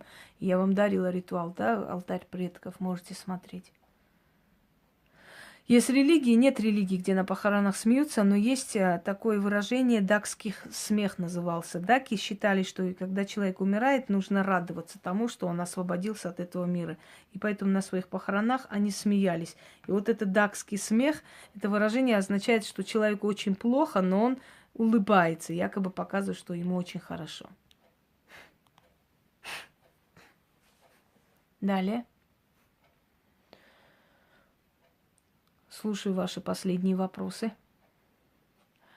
Церковь снится, смотря какая. Если церковь полуразрушена, то к разорению. Если просто церковь, значит, к какому-то обновлению. Ну, все не представляли, на самом деле. Иногда люди приходят, есть предвестники смерти, у меня есть про это ролик, можете смотреть. Люди иногда приходят к тебе и удивляются, и говорят, ой, и вот этот интересный вопрос, а откуда вы знаете? Вот когда ты говоришь им, в каком году, что у них случилось, они, а как вы узнали? Мне так смешно, я говорю, бедные люди, они, наверное, приходят для того, чтобы, ну, что-то услышать, как стандартное, да? Порча туда-сюда и все. Но когда слышат они такую информацию, которая, пожалуйста, пожалуйста, за эфир, пожалуйста, информацию, которую не ожидали слышать, да, то, ну а чему вы удивляетесь? Если человек говорит, что он человек силы, он должен вас удивлять тем, что он способен, тем, что он видит и прочее, прочее. Я уже говорила, для чего мертвые снятся, Ксения. Итак, на кладбище черный кот, стая собак и так далее, это больше говорит о том, что это погостник вообще, это погостный дух. Если они там находятся, он их гонит туда-сюда, это его стая. Мы иногда так и узнаем, где он находится, собственно, на кладбище. Вот. Я помню, когда я предлагала мадам Полынь также показать эфир, то есть показать ясновидение и прочее, и там тут же администратор написал, у каждого свое развитие, каждый по-своему приходит. А при чем здесь развитие? Зачем нужно развитие, если у тебя нету силы? Скажите, пожалуйста, если ты миллион книг будешь читать, да, а у тебя нету силы, зачем тебе это развитие нужно, собственно говоря? Вот я не могу понять, единственное. Зачем хирургу 40 лет учиться, если он оперировать не сможет, если он не способен? То же самое. Зачем ведьме развиваться, учиться, если он не способен ни на ясновидение, ни на что-то другое, да?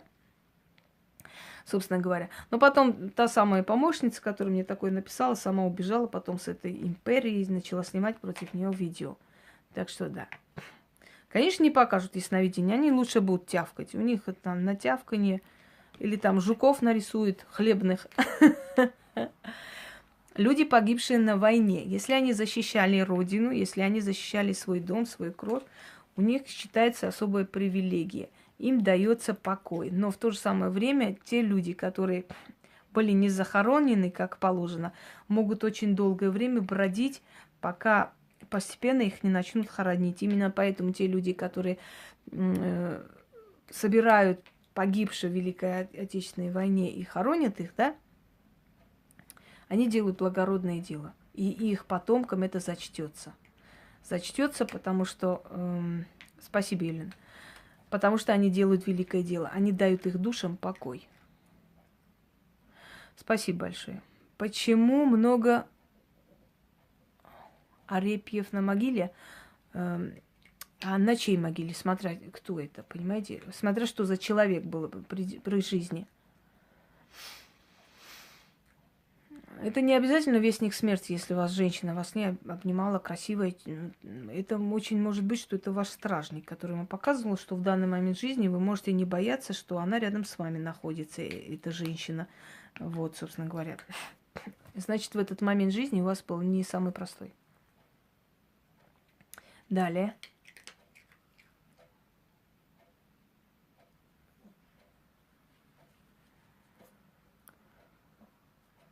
Поменяли многим судьбу. Спасибо. Если ведьма вас не указывает на кладбище, опять же говорю, смотря для чего указывает. Очень может быть, что она указывает на то кладбище, где совершаются определенные ритуалы, обряды, и эта душа не очень хочет. Поэтому она указывает, чтобы вы это пресекали. И такое может быть.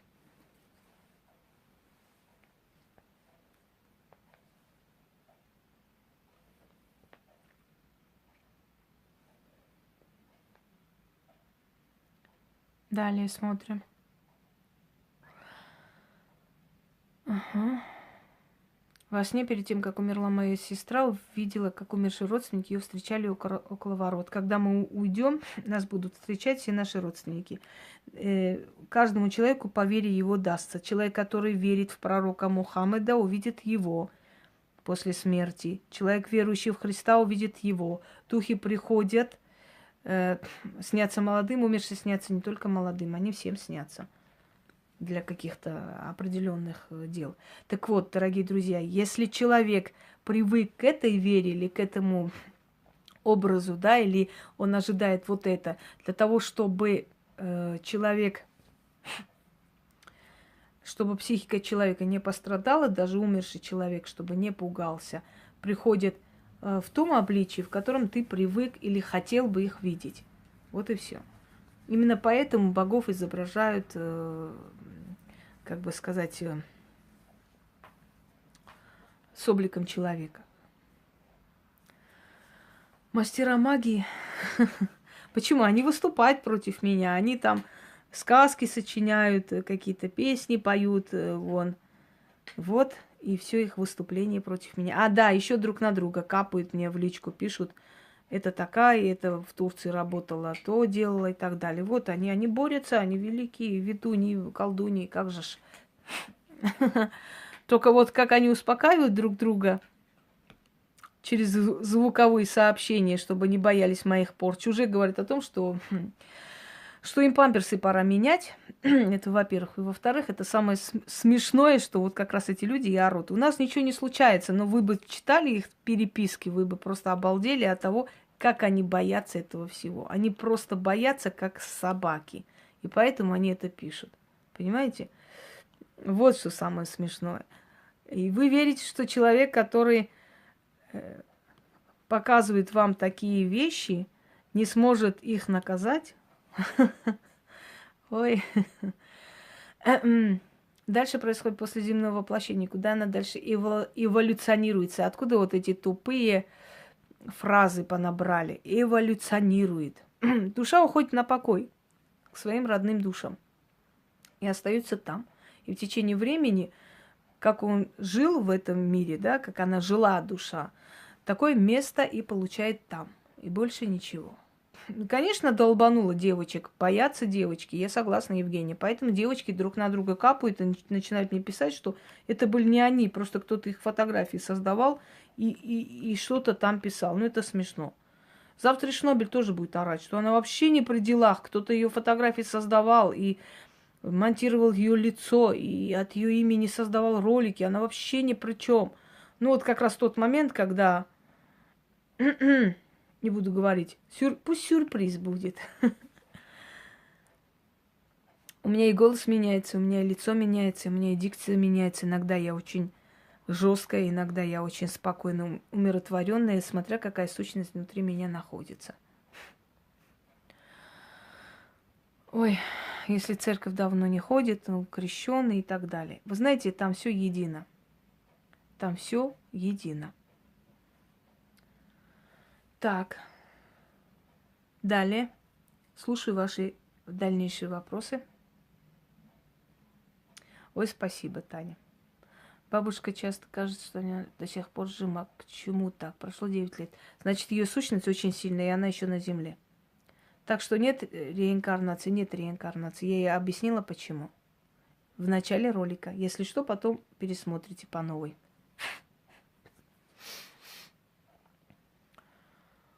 Как живет душа до рождения?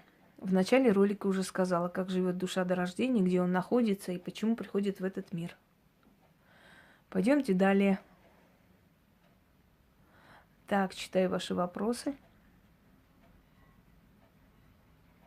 А, да, я еще хотела кое-что вам показать. Я не знаю, насколько это видно. Но я попытаюсь сейчас показать, если, конечно, вам будет видно. Это разговор с огнем, со стихиями. Давайте, дорогие люди, я сейчас спущу. Постараюсь, по крайней мере, показать вам так, как хотелось бы. Сейчас извиняюсь. Давайте. Сделаем как положено.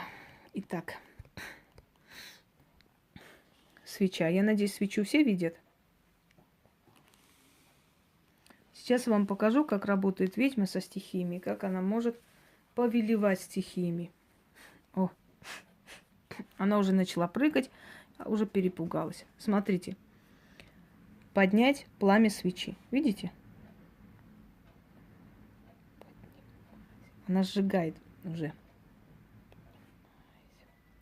Просто я очень много сожгла. Сейчас я попробую с другой свечой, потому что здесь немножко огонь спрятался внизу, да? Сейчас, секунду. Так, одной рукой показываю. Итак, свеча. Так, отойди, ты кусаешь меня. Злая ты. Потому что черные свечи, они все такие, они сильные.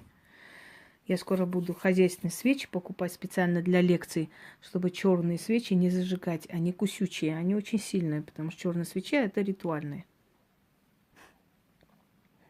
Смотрим. Огонь будет подниматься по направлению к моей руке. Поднимайся, огонь, слушайся, повинуйся, тянись до моей руки, слушайся, повинуйся, тянись до моей руки. Поднимайся, огонь, тянись, дотянись до моей руки. Если кто-то видит, может быть, нечетко видно, как пламя тянется наверх. Далее, давайте. Вот, это обычное положение свечи. Все увидели? Так, дальше. Поднимаем свечу. Поднимайся, огонь, дотянись до моей руки. Поднимайся, огонь, дотянись до моей руки. Пламя начинает подниматься вверх. А теперь я вам предлагаю напоследок сделать эксперимент, товарищи люди. Вы смотрите внимательно на эту свечу, все. Сейчас попробую еще раз поднять пламя огня.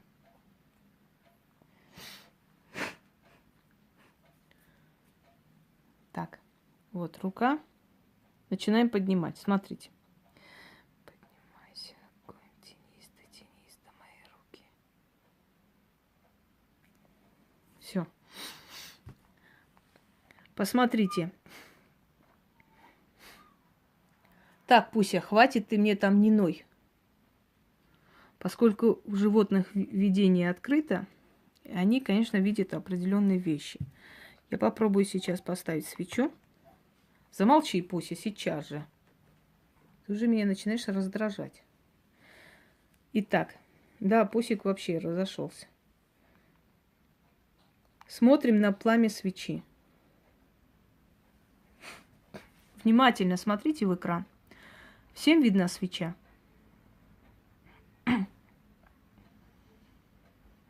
Я спрашиваю, свеча всем видна? Отлично. Итак, посмотрите на пламя свечи. Сейчас у вас будут гореть ноги. У кого первые начнут гореть, мне напишите. Я буду говорить кое-что, но вы это не услышите. Итак, вы смотрите просто на пламя свечи. Будут гореть ноги. Потом начинает кружиться голова. Дрожат руки. Потом резкий пронизывающий холод по спине. И такое ощущение, как будто вас подняли просто выше себя. Вот ощущение абсолютной невесомости.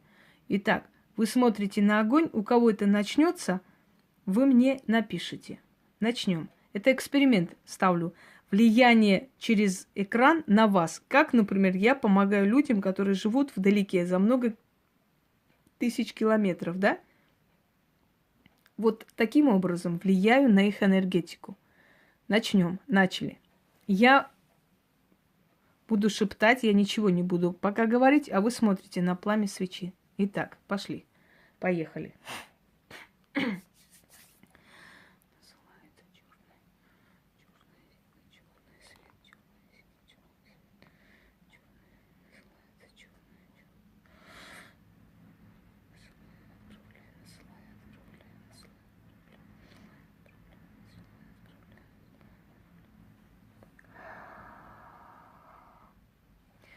Люди, у которых коричневый цвет волос природный, у них начинает гореть быстрее.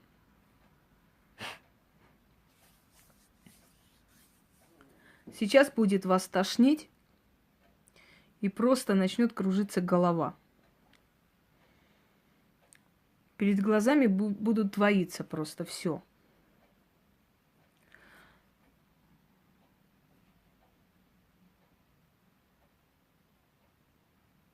Да, тянет все сон, и тяжелеют веки, закрываются глаза.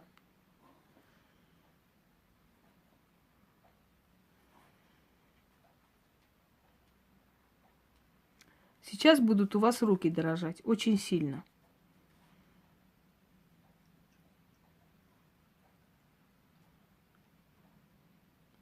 Не бойтесь, тут ничего страшного нет.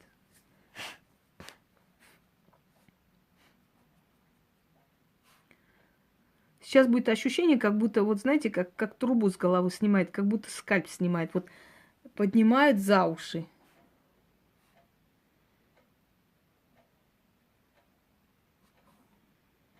И сейчас в области третьего глаза, между глаз, вот это вот переносится, вот это место.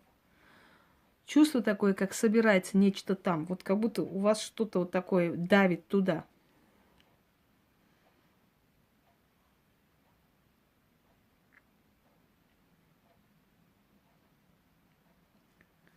А теперь будет ощущение, как будто кто-то сейчас вас коснется. Надеюсь, вы не испугаетесь. Коснется по щеке, скорее всего. По плечу. Причем по левому плечу.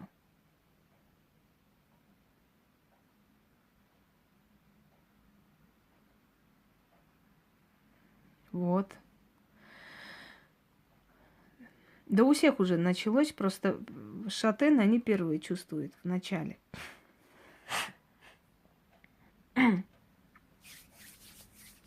Не пугаю я никого, не бойтесь. А теперь дышите очень глубоко, и это все резко исчезнет. Очень глубоко дышите, и это все резко исчезнет, как будто и не было. Только будет над головой ободок, над глазами. Немножко теплый такой ободок, который не сразу уйдет, но постепенно начнет уходить.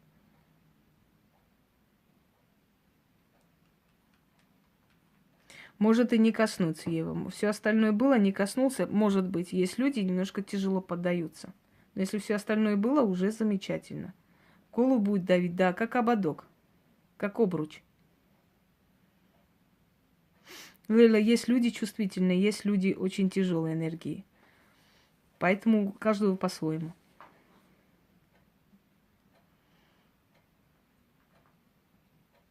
Я еще раз говорю, каждого по-своему.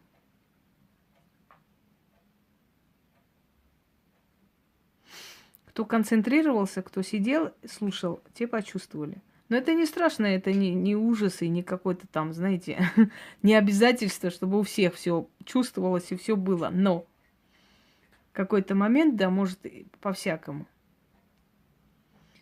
Вот когда вы на карусели крутитесь, да, и резко такое ощущение тошнота, и какой-то сонливость, и голова кружится, и вот как бы и ноги как-то вот в разные стороны, что-то в этом роде. Ощущение, что ваша вот энергетическая оболочка была вот кем-то тронута, затронута, то есть и так далее, да, вот. Все, дорогие люди, я думаю, что вы начали понимать потихоньку, что такое магия, а что такое фуфлагонство, да? Все поняли, это хорошо. Поскольку у меня скоро закончится зарядка, и поскольку мне, конечно, очень приятно с вами общаться, но мне нужно еще кое-что сделать. Вот, дорогие люди, мы постепенно с вами попрощаемся. Это ощущение, которое у вас сегодня было, еще может продолжиться до утра, по-всякому. Поэтому это не сразу проходит, это постепенно может пройти. Самое основное сразу пройдет, и остальное постепенно будет проходить. Я всем желаю удачи. Можно, конечно, можно написать потрясающий эфир. Спасибо. И вам спасибо. Мне тоже приятно. Так. что я хотела сказать. Я посмотрю, насколько у меня хватит времени, каким образом, сколько это сил потребуется. Спасибо, Яна, и вам спасибо. И мне очень приятно. Я думаю, что после этого эфира у вас впечатления будут надолго и яркие очень, да? Может быть, мы в прямом эфире проведем с вами спиритический сеанс. Это можно сделать. Потому что я думаю, что очень многое я и так вам показала, то, что, собственно говоря, мало кто видит, да, скажем, для избранных это все дело. Пожалуйста, всем спокойной ночи. Встретимся с вами опять на канале. Вот. Что вам сказать? Очень приятно. Благодарю и всем удачи.